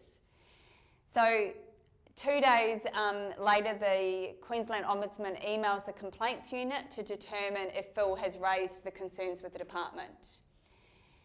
The complaints unit checks the department's records keeping systems, and 2 days later they email back the Queensland Ombudsman to say, no, he's not raised those concerns with us. So 2 days later, the Ombudsman emails the Central Screening Unit to assess and progress Phil's concerns. The advisor records Phil's concerns and decides to progress them as a first attempt at resolution because they want the issues resolved. And Phil's concerns are referred to the senior team leader as a first attempt at resolution. He receives the call the next day from the senior team leader, who apologises for the CSO's failure to respond due to unexpected leave and arranges the paperwork. Now, what's important in all of this is it's taken 9 days to complete. So that's 9 working days. So that's a long time to get that outcome. And as we can imagine, Phil will be feeling more and more frustrated and anxious about the impending holiday. So here we go. Now, in this scenario, Phil actually understands the department's complaint process. So he understands the ability to request a first attempt at resolution. So he actually phones the complaints unit because he doesn't feel he's getting the responses from the service centre. So he contacts the complaints unit. He advises, the advisor records Phil's concerns, decides to progress Phil's concerns as a first attempt at resolution to try and get an issue resolved. And the next day, Phil's concerns are referred to the senior team leader as a first attempt at resolution. He receives a call the following day with the senior team leader, who apologises for the CSO failure to respond due to unexpected leave and arranges the paperwork. That has only taken 2 days. So it takes out as much bureaucracy and it keeps it at that local level. And what the complaints management seeks to do, particularly at that early resolution point, is to get things resolved really quickly. So hopefully that is a tool that as a carer you're sitting here thinking, okay, I'm going to start to use that language. Okay, so we've got Pauline. Pauline is a foster carer for Max. Max recently came into Pauline's care. Max has special needs and requires additional support. She applies for CSNA, Complex Support Needs Allowance. She receives a letter from the service centre manager advising that her application was not approved. She did not agree with the manager's decisions and wanted the decision reviewed. So again, where can she go? She can't go to the service centre and speak to the senior officer because it's the senior officer that's made that decision to say no. So that would not result in anything different. So here are some other options. She could phone the regional office and ask to raise a complaint. She could phone, email or complete the online web form for the complaints unit. She could talk to Max's community visitor or email the minister's office or phone or email the ombudsman. Again, she would not be able to undertake either of those. So she decides to contact the complaints unit. The advisor records Pauline's concerns and checks the department's records. Because the concerns relate to a decision made by a manager, the advisor decides to progress the concerns as a complaint to be managed by the complaints unit.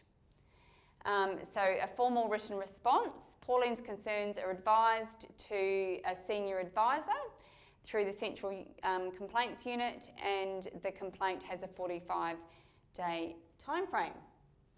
So Jane is the complaints investigator, and she contacts Pauline to discuss the concerns and confirm her allegations. Throughout the investigation, Jane works collaboratively with the department's NDIS specialist because they've got access to an NDIS specialist under that chief practitioner's office, the service centre and Pauline. The NDIS specialist suggests an NDIS assessment and the service centre manager supports the CSNA. Jane sends Pauline an outcome letter indicating that the allegations it uses the word substantiated here, but I just want to say that the department are no longer using that language. It'll either be further action required or no further action required. So in this instance, it would be that allegations had a finding that there was further action required, and that further action required would have been that the CSNA was actually approved. And as part of that language change, the further action required is not just focused on now approving that for Pauline, but actually looking at practice and speaking to the NDIS team and what could have we done differently as a service centre in that scenario so that that potentially doesn't occur into the future. So the complaint is closed. So that is our scenario with Pauline. And Pauline, through a complaints process, through the use of the chief practitioner's specialist teams, we've been able to get a really good outcome for Pauline. Finally, we have Brooke. So Brooke is a kinship carer for her niece Ruby. Brooke takes Ruby to have contact with her father every second week. The last 2 visits Ruby's uncle has been there, Brooke has noticed that he has been drinking. Brooke phoned Ruby's child safety officer to tell her about it, and the following week Brooke takes Ruby to have contact with her father, and Ruby's uncle is there again, and once again he has been drinking. Ruby tells Brooke she does not want to go to contact with her dad anymore if her uncle is going to be there. So, where can Brooke go with these concerns that she has? Again, we have all of those options available to us. At this point, we don't have the Queensland Civil Administrative Tribunal and we don't have the Queensland Human Rights, but we do have all of those other options that were available to the other carers as well. In this instance, Brooke decides to phone the complaints unit. So once again, the advisor records Brooke's concerns and she checks the department's record keeping systems. And actually what she decides to do is try a first attempt at resolution because she can see that Brooke hasn't actually attempted the first attempt at resolution yet. So Brooke's concerns are referred to the senior prac as a first attempt at resolution. She receives an email telling her that she can expect a response within 5 days. But she didn't hear back from her service centre, so she didn't hear back from the senior team leader. Ruby has told Brooke that she doesn't want to go to her father's house if her uncle is there, and when Brooke arrives for contact, her uncle is there. Brooke returns home and decides not to take Ruby to contact. A month later, a CSO visits Brooke at her home and advises her that she has a standard of care review because she is not taking Ruby to contact with her father. Brooke tells the CSO that she has raised a complaint about the uncle being at the house and that no one got back to her. Brooke tells the CSO that Ruby does not want to go to contact while her uncle is there. The CSO advises Brooke that she will look into it. Brooke disagrees that the standard of care has been raised and she still does not want to take Ruby to contact if her uncle is there. So again, we're back to what should Brooke do and what are her options available to her. In this option, you'll see that this has been taken out. Why? Because she's already tried that. She already tried that and that didn't work. The Queensland Human Rights Commission has been put back in. Potentially she could raise an issue with the human rights because she has at least attempted to engage in the complaint process and no one got back to her. But those are all the other options available to her as well. So what is Brooke going to do? Brooke decides that she's going to fill out the online complaints form. The advisor records Brooke's concerns and checks the department's records. It shows that Brooke already raised concerns about the contact and that the service centre did not respond. So what you'll see with the complaints management system is that the department has a record system that keeps all of this information. So the complaints unit has real easy access to see where those issues have been raised and where they haven't been responded to. The advisor decides to raise the concerns as a complaint to be managed by the region. So the first time Brooke called, they referred it back to the service centre for a first attempt at resolution. That hasn't resolved the issues. Brooke has called back and now the unit are actually raising it as a complaint. Brooke concerns are referred to the complaints advisor with that 45-day time frame. So 2 allegations are raised. The service centre have failed to respond to her concerns about uncle being at father's house during contact, and that she is dissatisfied with the service centre's decision to undertake a SOC review because she refuses to take Ruby to contact while her uncle is there. The allegations are sent to the service centre manager for investigation, and the service centre manager emails Brooke an outcome letter with the findings. So what are those findings? Again, that language, I'm going to change it because we're not using substantiated or not substantiated. So she receives the findings letter. Her concerns about Ruby's contact were that further action is required and that contact between Ruby and her father will now be supervised at the service centre. So the outcome is, yep, further action needs to occur here. What is that further action? contact is now going to be supervised by the service centre. Her concerns about the standard of care, though, they said were not substantiated. So in the new language, no further action. We believe that that was the right outcome. Brooke provides feedback that she's not actually happy with the standard of care part. So she's obviously happy with this part, but she's not happy with this part. She doesn't feel that a standard of care should have been raised, despite the manager agreeing that the uncle should not be at contact. So she is advised that the outcome has not been changed, and she's provided with the information on how to raise an internal review. So the complaint is closed. But Brooke is not happy with the second part of the complaint. She's not happy that that standard of care review is there, so she decides to phone the complaint unit to raise an internal review. The advisor records Brooke's concerns, checks the department's records. Records show that Brooke already raised a FAR and a complaint with similar concerns, and the complaint was finalised within the past 28 days. The advisor decides to raise that internal review. So Brooke's concerns are then referred to a senior advisor. Now, often, just to give you an idea, the first attempt at resolutions are often that they are point of service, so your service centres are going to be dealing with that. Your complaints are often managed through the region, so there'll be a regional complaints officer that will be managing that, and often your decision makers in that complaint process will be the level of a regional director or a service centre manager. In terms of an internal review, or whether that's a process or a merit, it will always sit under the complaints unit for investigations and an outcome, so it's taken out of the region, so to speak.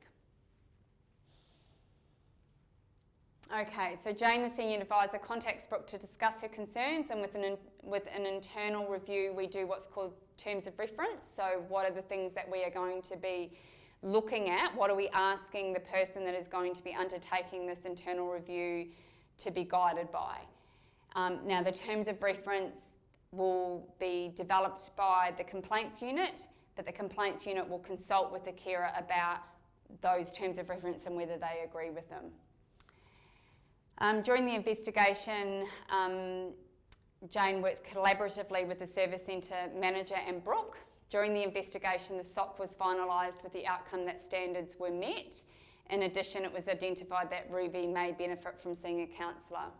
Brooke receives a written outcome letter advising her of the findings of the investigation, and that the CSO will be in contact to arrange a time for Ruby to see a counsellor, and Brooke is happy. So the actual outcome of the internal review is that actually we've reviewed the standard of care and standards were met, and that not only that, because we're forward facing what needs to happen from this, we need to be child focused. We need to be thinking about the impact of Ruby in all of this and what it was like for her to attend contact with an adult that was intoxicated, and she's been very clear she didn't want to go back there, so she felt unsafe. So it's important that she's been provided with the services to help her work through that. The internal review is closed. So we can see we've got the first attempt at resolution, the complaint, and the internal review processes that occur. So the reason this particular slide is blank is because for agency staff watching this, this is your opportunity to talk to your foster and kinship carers about what it is a carer can do to access your complaints process. Every agency has a different complaints process, but it's all guided through HSQF, so everyone has to have one. So being really clear with your carers about what it is yours looks like. If you're a carer watching this and you don't know what your agency's complaint process is, then I'd really encourage you to have a conversation with your agency worker and just become familiar with that. The complaints management process is another tool that you should rely on to empower you as foster and kinship carers and to empower the children and young people in your care. It's really clear that the intentions of people working within this industry are good, but things get busy and things get lost, and sometimes we just need to bring things back. And if you are stuck in a cycle where you just can't get an outcome for a child, whether that's a health appointment or a decision about something, then using this process will absolutely support you and the child and your carer household to get an outcome. We hope that that has been helpful for you. Once again, if you're wanting an extended version of the complaints management, we would encourage you to go to QFKC's website and watch our webinar. I'm now going to pass you back over to Mark Gregory, who's actually going to go through the topics of grief and loss and vicarious trauma.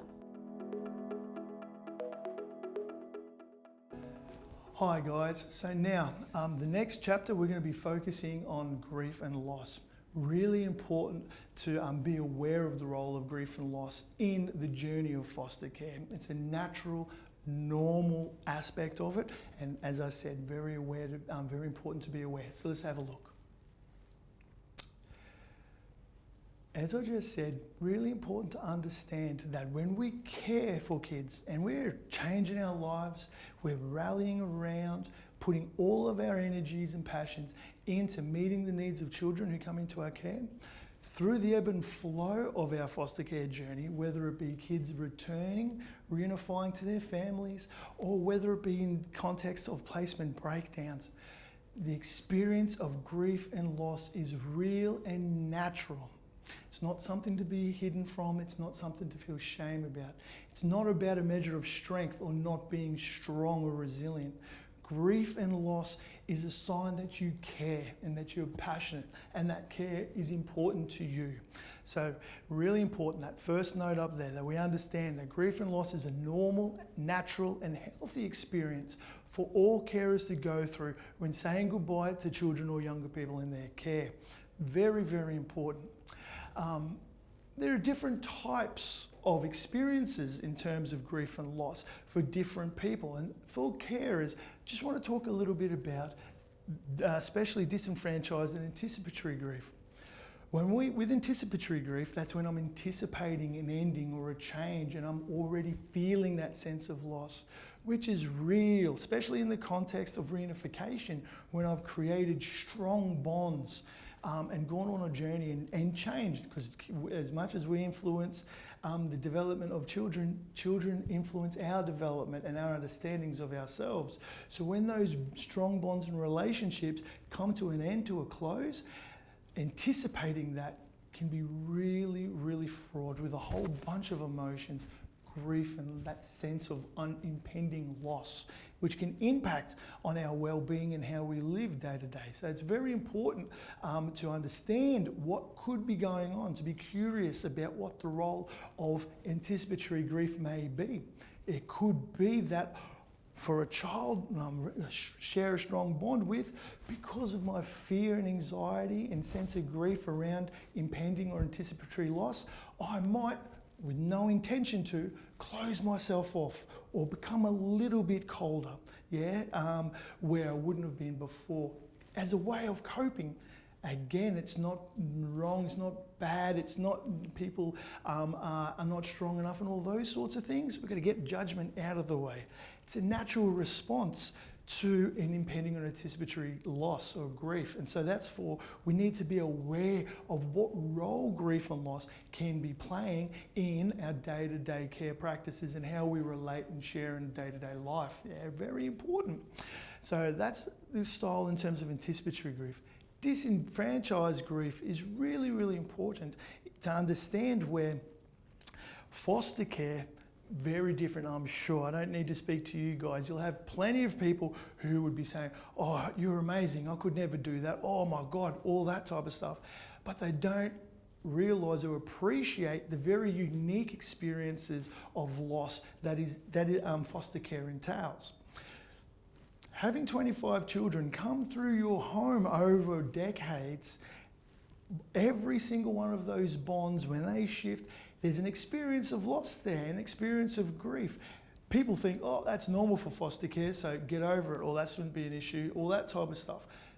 Don't fully appreciate and don't recognise the impact of that grief and loss. And from my perspective and through my privilege of supporting carers, being very sensitive and very aware of that loss and that grief and being attentive to it and supportive through it with carers as a support person is of the utmost importance. It's a very unique experience, but unfortunately sometimes in the wider community people don't recognise and don't understand that, and so they're not responsive to our needs of support and our needs of understanding through our experience of grief and loss through the ebb and flow of a foster carer's journey.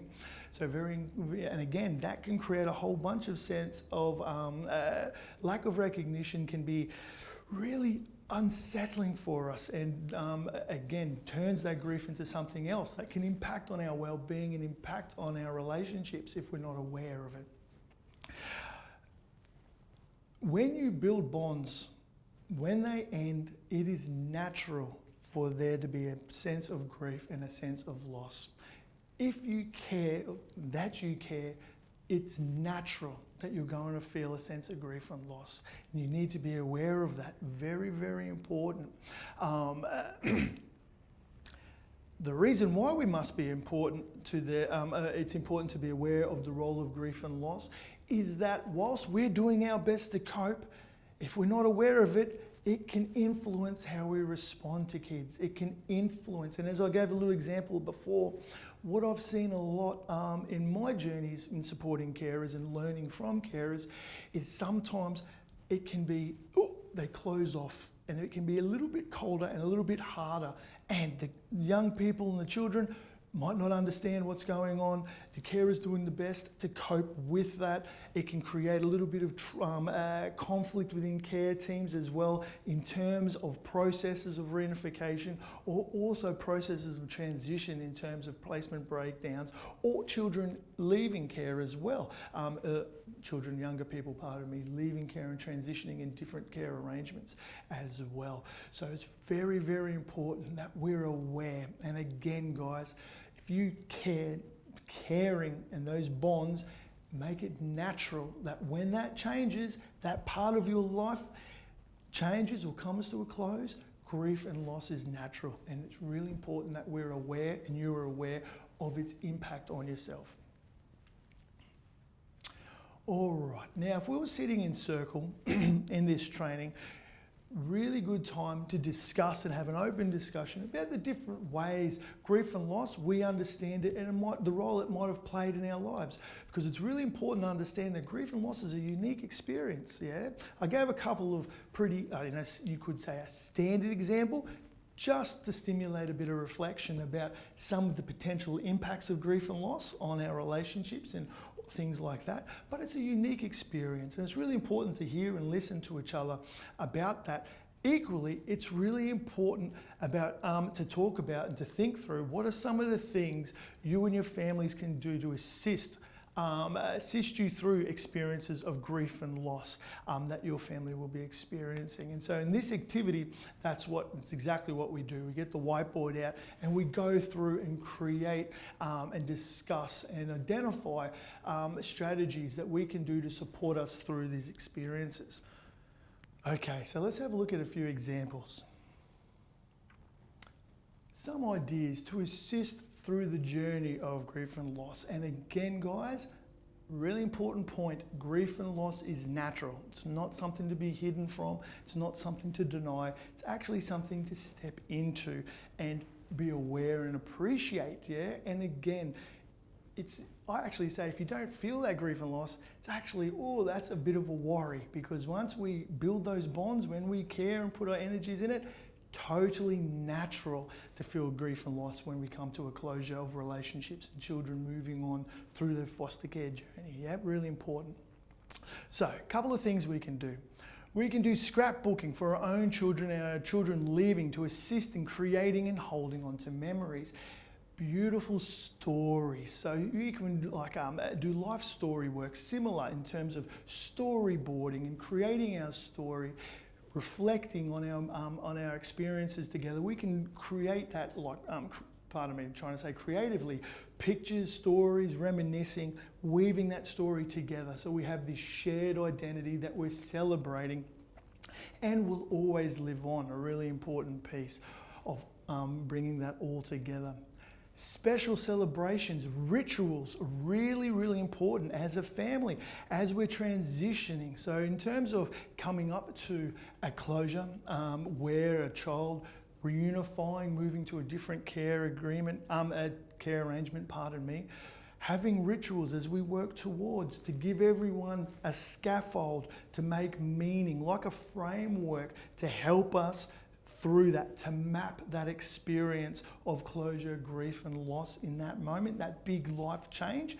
Thinking about it as a transition and having celebratory dinners or activities that we do to mark the occasion and to acknowledge that change, really, really important.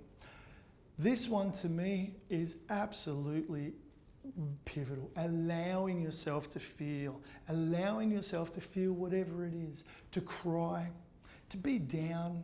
Really important that you allow and be kind to yourself. As a social worker, I think that's one of the most important things I've learned on my journey, is what helps us through life is being kind to ourselves. And through the journey of grief and loss, it is absolutely important to allow yourself to feel, allow yourself to have the space to cry, to be able to pull on your supports to enable that space and to allow you to go through those processes. Preparing special keepsakes to go with children, gifts, mementos, special things that have symbolic meaning of our shared stories and identities. Really important strategies and things as well to mark these special people in our lives and special experiences that we've gone through. Knowing you have done a good job and made a difference, being able to reflect on the efforts that you have put in, the journey of what you have done to do the best you can, and coming together to meet needs of the younger people and children in your care. Coming to that close is really important, to reflect on not just the hardship of closure, the hardship of grief and loss at that point of change, but to reflect on the journey and all the riches that have accompanied that journey, because it's not just all hard. It's beauty and hardness together, yeah? And so keeping in mind the bigger picture of all the things that have gone into this as well, in terms of reflecting through. Before I get on to a few other things and how we can assist, I just want to mention, because I forgot to before, I apologise. In terms of foster care, with families and part of your family, so your own biological children, extended family that have become part of the foster child's life in terms of when they've been in placement or living with you through their journey. It's the whole family that fosters. And grief and loss isn't just an experience for carers, as in the foster father, foster mother, foster parents, uncle and auntie. It's for all the family, so your own biological children, cousins, all together, our kids and younger people. We've got to be aware of the impact of grief and loss on them as well through the transitions. We as adults may become aware, we have supports, we can identify our grief and loss and engage in strategies to support us, not to dismiss it, to support us through those experiences. But our kids cannot sometimes not understand, and can be full of anxiety and fear. Where's John going? What's going on for him? All these sorts of things, So it's very important that we attend and are aware of our children's experiences, and we speak openly about grief and loss to help them make sense. I like the way to put it, to give our young people and children a story that fits, so they can make sense and locate themselves in the experience, So they both can identify what this is. They can realise how that makes me feel is normal and this is okay, and what supports do I need and how are we going to traverse this experience together as a family. So it's really important that we have a holistic family view of grief and loss and keep it in mind as well. So not just our experience as adults, but as our whole family, the people that have become part of that foster child's life. Really important. Where possible, it is wonderful in the context of reunification especially, if carers and birth parents can be encouraged to develop and maintain relationships through the reunification process. Children that you are successfully able to reunify home are more likely to continue to be part of your life. One of the greatest, and again, I'm not a foster carer, being privileged to support foster carers, one of the greatest things I have seen and experienced and humbled to be aware of and observe is where through the journey of foster care, foster carers and birth parents come together and create networks of many people who love and care for their children. Yeah, and it is beautiful. And post-care, through unification and on through life, bonds and relationships have made, and community and family systems get bigger and more supportive around our young people who know they have many people in their lives who love them, who all respect and work together and celebrate the children. It is a wonderful thing. And in terms of grief and loss, it's really meaningful that grief and loss then becomes part of a transition process into a new world where connections and bonds are maintained. But yeah, when that can happen, it is a beautiful, beautiful, beautiful thing. To me, I think it's one of the most beautiful things. I've said beauty a couple of times, but that's what I feel. It's really wonderful. And so child protection, in terms of all of our care team, need to encourage, where possible, those bonds and relationships, because got to think also about the grief and loss of that beautiful child that's been in your care. They're going through the same thing. And so in terms of returning home, very happy to be returning home, but then also feeling grief and loss from leaving your beautiful care and the stories that you guys have had together. So maintaining that identity, maintaining those connections, wherever possible, is always in our kids' best interest and can enrich in our lives for everyone involved. As we've talked about, yep, and even we've talked about this point there too beforehand. The other thing is in terms of where placement breakdowns can occur as well. What I've noted, not all the time, and it's not appropriate sometimes, but in other times with a bit of space, with a bit of time, carers and children can come back together in terms of different relationships, in terms of could be respite or just connecting as well and staying in contact as things change over life as well. And that can really assist. Maintaining those connections can assist with that grief and loss, understanding it and putting it into a storyline of relationships and bonds that go forward as well. So there's always opportunity to maintain connections, yeah? And it's really important to reflect on what that might look like and what as a care team we need to enable that for both younger people or children in care and for foster carers and their families. Whilst grief and loss is a natural experience, carers do have a responsibility, however, to be aware of that grief and loss, because if we're not aware of the potential and the experience of grief and loss, as I've hopefully outlined a little bit, it can impact on our relationships with our children. It can impact on our ability to meet the standards of care. It can impact on our ability to meet the child's rights. Yeah, because we're in all of our efforts to cope. It's not maliciousness, it's not bad intention, but in trying to cope with those feelings and what they mean to us, sometimes can impact on our younger people and on our practice as carers. So we've got to be very aware of that, and we have a responsibility to acknowledge those feelings. We have that responsibility to acknowledge grief and loss and what it is. For me, I think the greatest strength of a carer is having the courage to be vulnerable and put our hand up to say we need support. Ideally, your support team, your care team is ready and able every moment to respond to your needs. I apologise that I can't guarantee that. We can't guarantee that. Yes. So in terms of advocacy, in terms of being aware of our needs, really important for carers to recognise when they're feeling grief and loss that they put their hand up. Yeah, because absolutely, it's not a deserved thing. It's their right to be supported. Don't forget the statement of commitments. Don't forget placement agreements. It's a really important thing to talk about in that review of placement agreements. Upcoming transitions, placement endings. Okay, as I go through, I'm going to be monitoring grief and loss, but if I need support, where can I go? Really important that one, you're aware and you acknowledge you have a responsibility to do so, to ensure you are supported, to mitigate any potential for that to impact on your care practice. And on the other side, you have a right to support, and it's very important for the care team to plan and be able to provide those supports. Yeah.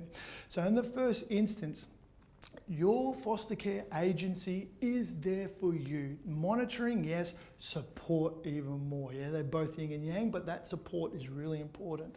So having these conversations, yeah, being able to speak about and discuss how you're progressing, what you're worried about in terms of grief, well, everything, but for what we're talking about, grief and loss and its impact on you, to draw on the resources and supports that they can facilitate to support you through that experience, through that period. Really, really important there, guys.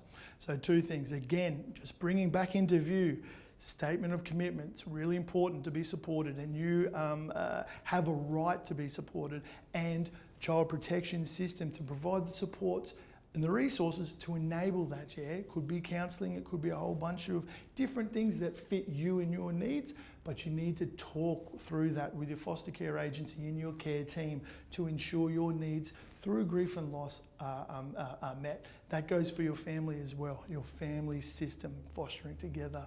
Really, really important. Yes, as we've spoken about all that through those points. So yeah, just to end, guys, when you care, grief and loss is natural. Yeah, it's different for everybody. Some people like to think of it as stages. I think what I have seen, what I've learned through my time as a social worker and supporting carers and in the wider community, is that grief and loss is cyclical. Yeah, it can come and go, and that's normal and that's okay.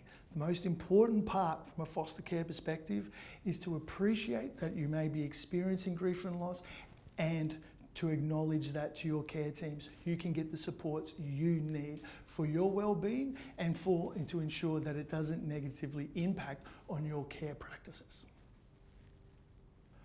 So what is vicarious trauma? Simple way to put it is vicarious trauma occurs when you're exposed to the traumatic experiences of another person. You could be exposed and observe and see, be witness to a traumatic event and impacting on someone else, or it can be through care practices, hearing and seeing the pain of our young people and our children. Yeah, their experiences, the stories, the impact on how they live in the world, the impact on their sense of self, the impact on how they relate to others. You will see and be able to correlate and think about all of those experiences that have happened, and they're coming out, and what you see with this child and how they live in the world. And when you open your heart to care, part of that is real empathy, connecting in with feelings, being with children and younger people and their trauma experience. And those experiences touch us emotionally, and we can not be aware of it. If we're not aware of it, we can start to become really unsettled through that secondary traumatic experience of thinking and feeling about the experiences of others. It's a real phenomenon, and it's something that we've got to be very aware of, because it's not uncommon within the foster care space community. Really cool, just to tie up, from the Children's Australian Childhood Foundation, a bit of a definition there. Vicarious trauma is not something that clients do to us. It is a consequence of knowing, caring, and facing the realities, the impacts of trauma, as I said before. So a nice way to sum it up together. So, in terms of understanding vicarious trauma, being exposed, hearing, thinking, feeling about the traumatic experiences of others, when it comes to starting to impact on our emotional well-being, psychological, physical well-being, it becoming that vicarious trauma is impacting on how we live our lives, we've got to be very, very aware. We've got to be very aware of what potential signs are, because just like grief and loss, we have a responsibility as carers and as care teams to respond, carers to acknowledge, working together to ensure that these needs can be met if vicarious trauma is something that is occurring or something that you're surviving, struggling through. Yeah, really important that those needs are responded to. So we have to be very aware of the signs, because if we don't, and especially if we dismiss or try to bottle it up and not think about it, it can start to manifest in ways that we live and we don't even see it. And we can get into some really hard patterns, some really, unhealthy, for lack of a better word, ways of coping that impact on our relationships, impact on how we live holistically, but especially in how we provide care for the children and younger people in our care. So we're going to go through the next couple of slides of looking at a few indicators. The important thing is, when we're thinking about indicators, it's not one-off. So it's not like I'm having a hard week, I'm having a hard couple of days. As I said, it's when it becomes a way of life that these indicators or themes become dominant, like in a way of how I live my life. Really, really important that we're aware of these patterns, because when we become aware of those patterns, as I said before, putting our hands up, care team responding, so we can support carers through those experiences. So let's have a look at what some potential indicators are. First, I want to preface that the experience of vicarious trauma and its impact on how we live in the world, very unique to different people. So these indicators might ring true for you, might not, might be for someone else. So as we go through these indicators, as agencies and as foster carers accessing this resource, it's important to be thinking about, is this something that I've experienced? Is this something I have seen? Yeah, and again, it's not about being definitive, this is it. It's about being curious. What could that indicator mean? I wonder if the theme of vicarious trauma is there. Really important things to reflect on through our practices. So let's have a look at this. This is the one that I have probably seen in my practice experience the most. The impact of vicarious trauma shutting us off, meaning that we're having difficulty empathising with the children in our care. And empathy is so critical to meeting the needs of our kids, nurture and care. And so the impact of vicarious trauma, if we're not aware of it, difficulties with being able to empathise can really create challenges within our care practices, within our placements. Increased feelings of cynicism, sadness, or seriousness. So your demeanour becoming a little bit more closed off, serious, rigid, a bit more melancholy, not being a bit more sarcastic potentially. All of these things, we're not normally like that, but this is starting to become a bit of a pattern, and you start to realise it, or your supports observe it and go, curious, I wonder, what do they need? I wonder if vicarious trauma has a role here.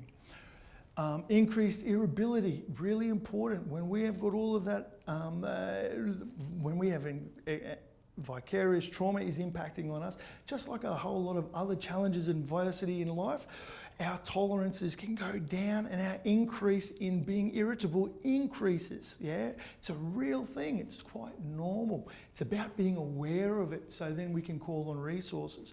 But that's another thing in which a vicarious trauma can impact. Compassion fatigue, similar to difficulty with empathising. Dan Hughes talks about blocked care, really important. And again, it's not a decision, it's not a choice you make, it's not something you intend, but you find yourself being not able to connect, not able to care, and it's really, really confronting as well, because people can feel like they've lost a part of themselves, become a little bit numb to the world, and are just fatigued with caring and can become apathetic and things like this as well. Really important, and these are dynamics or phenomenons that we see. So again, I just want to preface again, guys, it's not that there's something wrong with you, it's the impact. If you're having the impact of vicarious trauma can do that to us, yeah? And with the right supports around us, we can move through that, yeah? But just got to be really aware of these sort of indicators. Could it be that I'm suffering from vicarious trauma? Reduced sense of personal accomplishment. I don't see all the good that I do. Yeah, and when we think about good, there's a whole bunch right through the day, isn't it? It's not always the big things, it's just the small things, coping with pieces, working through things. I don't appreciate my efforts, I don't appreciate what I'm doing here, so I start to feel more melancholy or down about myself. Avoiding situations you perceive as potentially dangerous, again, as a key coping measure, totally natural to keep away from that which hurts us. Yeah, very, very natural. Don't want to be exposed to that. I'm trying to cope. I want to put my eyes down. Again, from shutting off from children, it can be then from shutting off from different situations in which the story of vicarious trauma connects to. Having no time or energy for self or others. This is where, and this can impact on our life holistically in terms of our own family, well, when I say our own family, wider family, also with our employment, with our other community activities. We can start to lose energy or time for these things, and become more and more isolated within ourselves. We can procrastinate, we can find it hard to move. Where I potentially was a go-getter, and wow, the things carers do, amazing. All the different things, getting into it, routines, shifting. All of a sudden, I just start to sit back a little bit and I can't find the energy or I can't find the motivation to do all the things that I normally do. Another potential sign to be curious about. And again, just like with potentially dangerous situations, an increased sensitivity to violence and other forms of abuse. So sensitized to it that it can trigger me, and I'm not able to engage in those sorts of media and all that type of thing as well. Really interesting. Again, indicators. Nothing wrong with you per se, not broken. It's the impact of vicarious trauma, saying that there is a need that we need to respond to support you as a foster carer. Continuing, feeling overwhelmed. Vicarious trauma, very much. We can become fixed on the stories, we can become overwhelmed with the emotions, and it can be very, very hard to move through such emotions as anger, fear, grief, despair, shame, and guilt. Really, really real experience. Pardon me, guys. It's most important to acknowledge that all of these different emotions are serious and can connect to that vicarious trauma experience and be aware of it. Same thing with anxiety, depression, all of these emotions together that stick around. This is the bit. It's not about feeling it intermittently through the ebb and flow of life, but this is becoming what I'm experiencing day to day. That's when we've got to really be aware and rally around our foster carers. But again, care team's responsibility to be responsive. Foster carers' responsibility, put their hand up. Very, very important, working together. Again, talking about feeling detached, especially from the things that you've taken joy in. Don't find joy in them and things anymore. Low self-esteem. Being distrustful, again, coping mechanism. Trust is about feeling safe when I can trust someone. When I don't trust, it's all connected in, and then I can close myself off, isolate. It can be very, very hard and start to feel distrustful of other people and the world in general. As we've talked about, disrupts our interpersonal relationships, can impact on our sleeping, and as a coping measure, we might start using substances and starting to abuse them, alcohol and other drugs, in terms of trying to cope with these emotions and these feelings, trying to work our way through them, And so all of these indicators we've got to be very, very aware of. And again, guys, different for different people, and I hope you've heard me. It's not about being broken. It's not about there's something wrong with you. It's that you're under duress and there is a need. We meet that need and that changes context, So again, it's about being aware of what's going on, being curious. What could these indicators say? Hey, this is not right for how I live my life normally, how I normally function. What's going on? Vicarious trauma is grief and loss, vicarious trauma. Very important to reflect upon. Could this be part of the story? Alrighty. Let's have a look at some more grounded, pragmatic strategies. Number one, Can't say it enough, emphasise, especially for the agencies out there who are listening in on this resource. Being purposeful with our home visits is absolutely critical. A home visit is a space to reflect and for practitioners to be curious about how carers are going. Whilst carers have a responsibility to put their hand up, absolutely, yeah, due to the rights of the child and care practices, for me, us practitioners have a duty and a responsibility to be always curious, to be always aware and thinking about how is the carer travelling, what's going on for them, what could be impacting on them, to being proactive and to be able to open up safe conversations, sometimes challenging conversations, but conversations that are needed and connecting to the potential impact of vicarious trauma to try to contextualise and understand. So practitioners need to do that through home visits, yeah, to always be aware.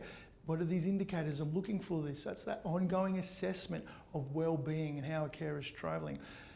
Equally, through the home visit is a place that's a carer's space to be able to talk, to debrief, to be able to explore with the support of their practitioners. What could this mean? And putting a story together that fits, through which we can go forward and we can make sure needs are met.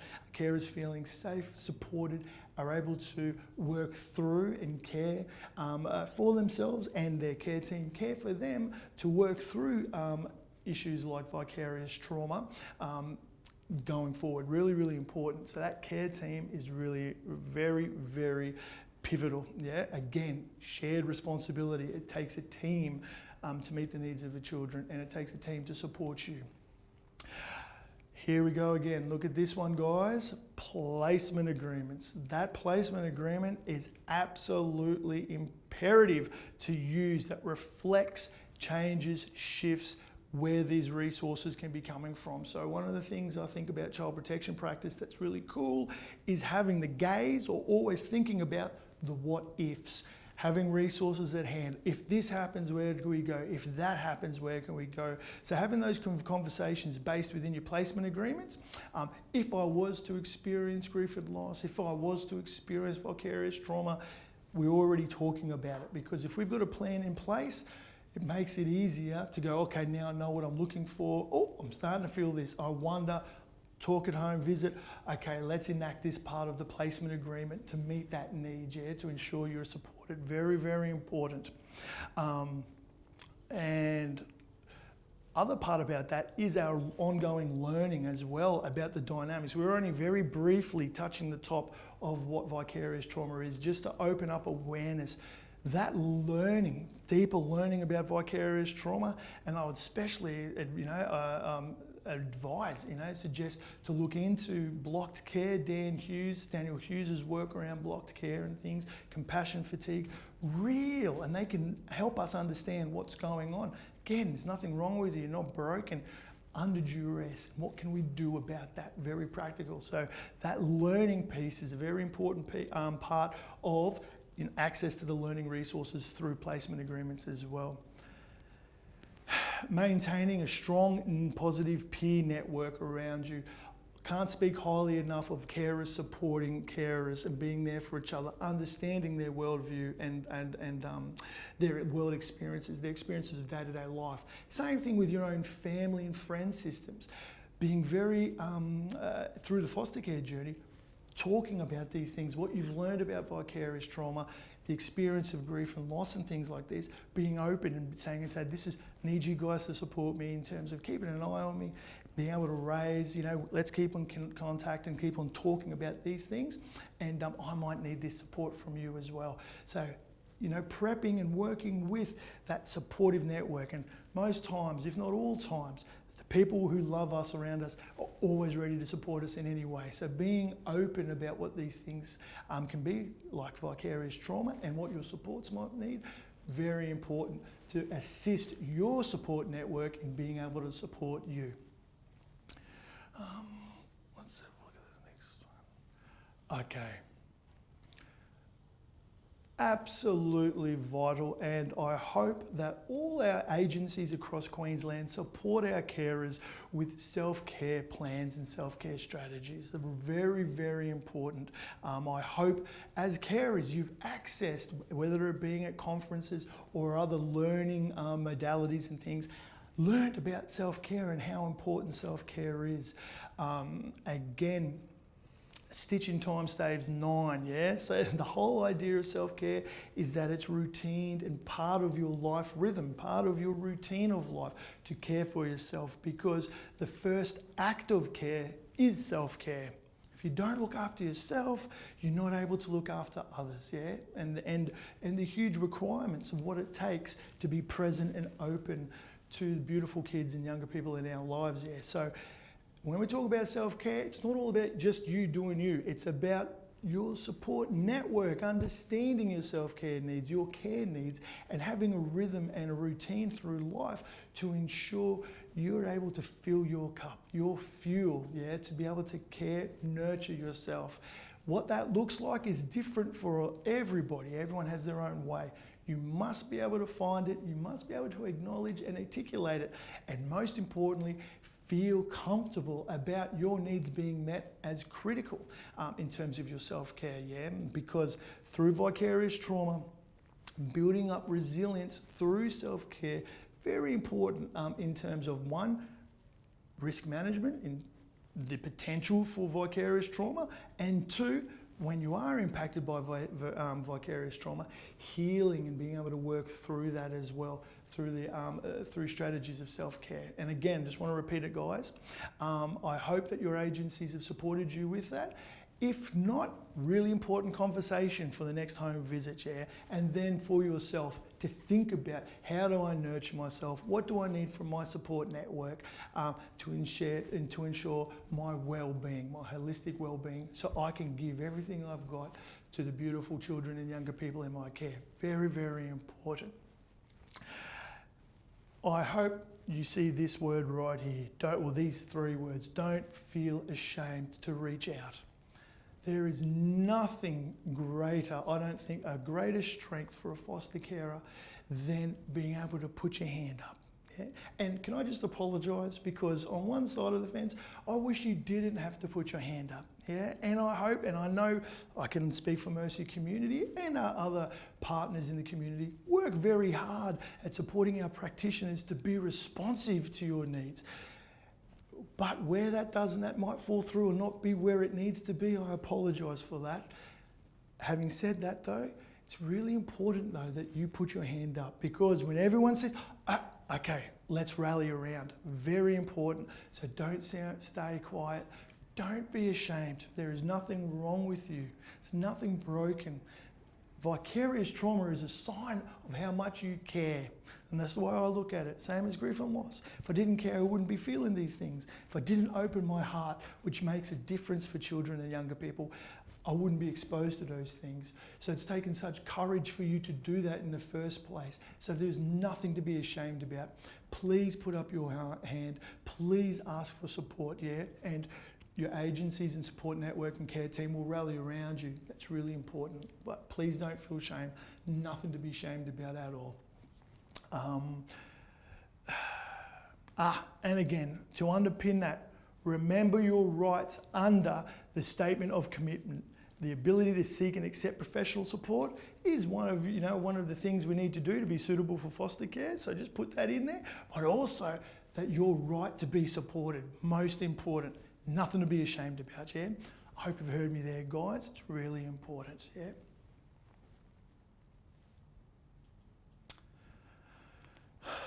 Okay, team, that's it from me on vicarious trauma. I'm going to hand you over to Carissa now, who will take you through where to access support. Okay, there's been a lot of information that we've gone through with you today as carers, and we really hope that the tools that Mark and I have been able to bring you in today's training have been helpful and useful to you, and that you can use them in your journey as foster and kinship carers. The next section that we're going to talk about is where you can access support. It's really important that carers feel supported. And like I said earlier on, support means different things to different people. And it's important that you have a conversation with your carer agency and with the department and talk about what support actually means to you. So we're going to go through some areas where you can access support. Some people don't know that the department actually runs a foster and kinship carer line. That number, 1300 729 309. It's actually been operating since the 30th of April 2007. It's co-located with the department's after hours service, and it works in a collaborative manner to provide the best service possible for children in out-of-home care. So the usual hours of operation are 5 to 11:30 Monday to Friday and 7 to 11:30 Saturday, Sunday. You just may need a bit of advice. It may be that you're really struggling with a child's behaviour or that you just need some support, in those after hours. And you think that you can't get that because the department is closed, but actually you can. So that after hours number is an essential resource for carers to know about. What's important to know is that specialist staff man the service during these times. However, the phone line is then diverted to child safety hours after this. So if you call after 11:30 p.m. in those weekdays or after 11:30 p.m. in the Saturday and Sunday and before 7 a.m, it will just divert straight to that child safety after hours number. So what do? The Foster and Kinship Carer Support Line provides task-focused, problem-solving support to carers who access the service after hours. So they can provide you information provision in relation to current departmental policies, procedures and existing resources, both financial and emotional. So here's the thing, when we go back to section 148E and a carer's right to support and training, here is one of the ways or one of the strategies that the department uses to ensure that carers are feeling supported. They provide this after hours number. And when you look at the things that they can provide, providing you policies and procedures in respect to financial support. So one of the areas of support was ensuring that carers knew about what financial support was available to them. So see how it all links in. They can also provide positive behavioural support for carers facing complex issues such as children and young people with special needs and or significant behavioural issues. And they can provide some brief counselling and support as well. So if you didn't know about the service, you do now, and hopefully that is helpful to you. What else? We have the Office of the Public Guardian. There are some videos that you can watch that will have a link to it. We won't play them during the course of this particular production, but there will be links to those so that you can watch those yourself. The Office of the Public Guardian plays a monitoring and oversight role and advocates for children and young people. And they do this by developing a trusting and supportive relationship with them, so far as is possible, promoting and protecting their rights and interests, ensuring their voices are heard, assisting them to understand care and resolve disputes, and ensuring that they are involved in decisions that affect their care. They work with service providers to promote and protect the interests of children and young people. So they do that through the Community Visitor Program and the Child Advocate.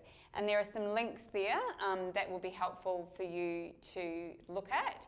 What's important when we look at the role of the OPG, they're there to advocate for the child or the young person, not for the carer.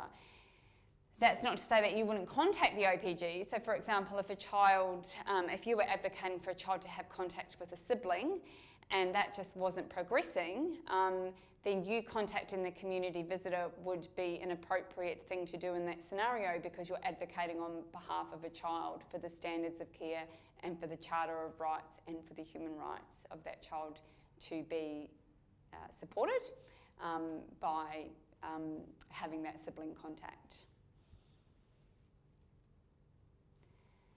The functions of the Community Visitor Program are set out in Section 13 and 56 of the Public Guardian Act. When visiting a visitable home, the community visitor may do some of the following things. So they can look around the home and assess its appropriateness for the accommodation.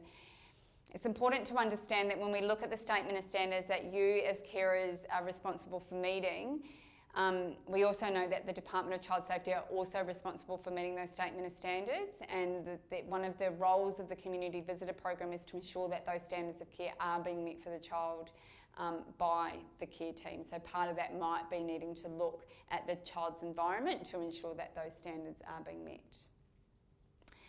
They need to have access to the child under the care and talk to the child out of the hearing of people in the home. So the community visitor may ask to speak to the child, or will ask to speak to the child away from anyone else in the home, and that's more than appropriate for them to be doing that. They require a carer staying at the home to give the visitor reasonable help to exercise the visitor's powers. And you must comply with any such requirements. For example, a requirement to provide a space to speak with the child. So as a carer, you can't decline a community visitor's request to speak with the child alone. That is an authority that they have under the Public Guardian Act. A child or young person living in a visitable site can communicate with this community visitor by phone or by message and email, and they can also request the community visitor to visit their site. So using language like site doesn't sound very good, but it also refers to, we've got children and young people in residential facilities, so it provides that language around a community visitor visiting a residential site, for example. There is actually a community visitor fact sheet which you can use the QR code there to click on. And if you want to know and hear more about the community visitor program, then just click on this and you can watch it on YouTube. So how can a child advocate help children and young people? So community visitors are people that come into the home on a regular basis, depending on the circumstance of the child, and speak with the child and monitor that standard of care. Child advocate is a lawyer that sits under the OPG, so it's very different. A child advocate will provide individual legal advocacy for a child or young person, and the functions of the child advocate are set out under Section 13. They are different from community visitors, and the main difference is that all child advocates are lawyers who help young people with legal issues. So if you've got a child that is going through a children's court matter or through a Queensland Civil and Administrative Tribunal matter, then they may be able to have a child advocate that represents their views.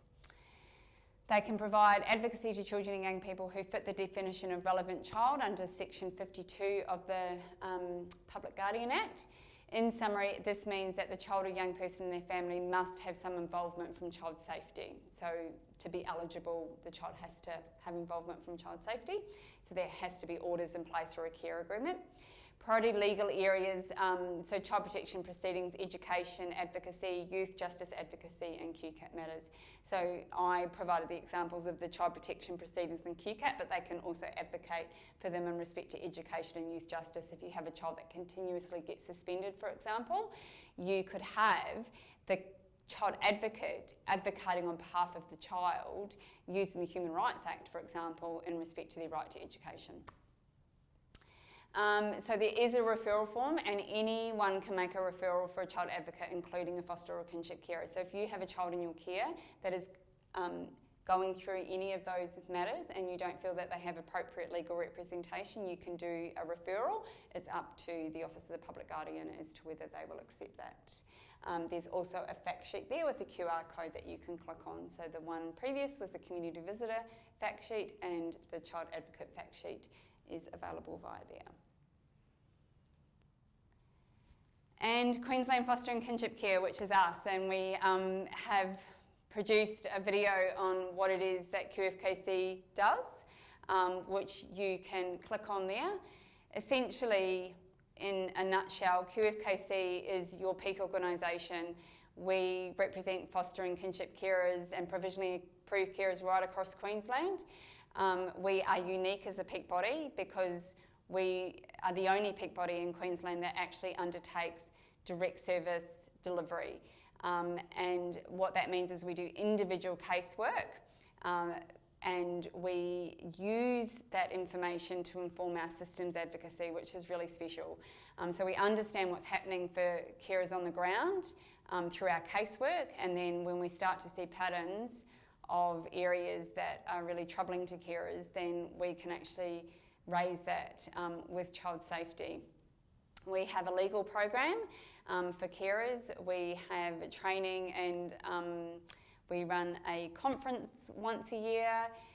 We have a support team, which are foster and kinship carers themselves, that are available for you to speak to if you just want to speak to another foster or kinship carer about your experiences, and have a foster or kinship carer advocate on your behalf. We are a small organisation based in Brisbane. We have one worker in Townsville. You get your day-to-day support through foster and kinship care agencies, and QFKC, our case officers, in terms of our individual advocacy and support program. We just get involved when there's a particular issue that cannot be resolved for whatever reason through your agency in the department. We'll come in, try and resolve it, and then we'll get back out again. But we are certainly there. The video that you can watch gives a bit more of an idea about what we do. We run a recruitment program and an exit program, so we do it from the very start when someone first decides that they might be a carer, through the journey of caring and all the services that we provide right to the end. So as a service, we have a unique oversight of the whole family-based care system here in Queensland, and we're very proud of the role that we undertake in Queensland and our ability to support foster and kinship carers like you. This module that you're watching today was done in collaboration with Child Safety by QFKC, so it's another example of the work that we do with the department, and we know what it is that carers need in terms of training. So we really hope that this training session has been helpful to you. If you have any questions, you can go onto QFKC's website and look at all of our resources and other training webinars and all the other information that we have on there. And you can contact us on 3256 6166 if you would like to contact a case officer and have a chat to them about an issue that you might be experiencing as a carer. We thank you for your volunteering role, and we hope that today's session has been helpful to you. Thank you.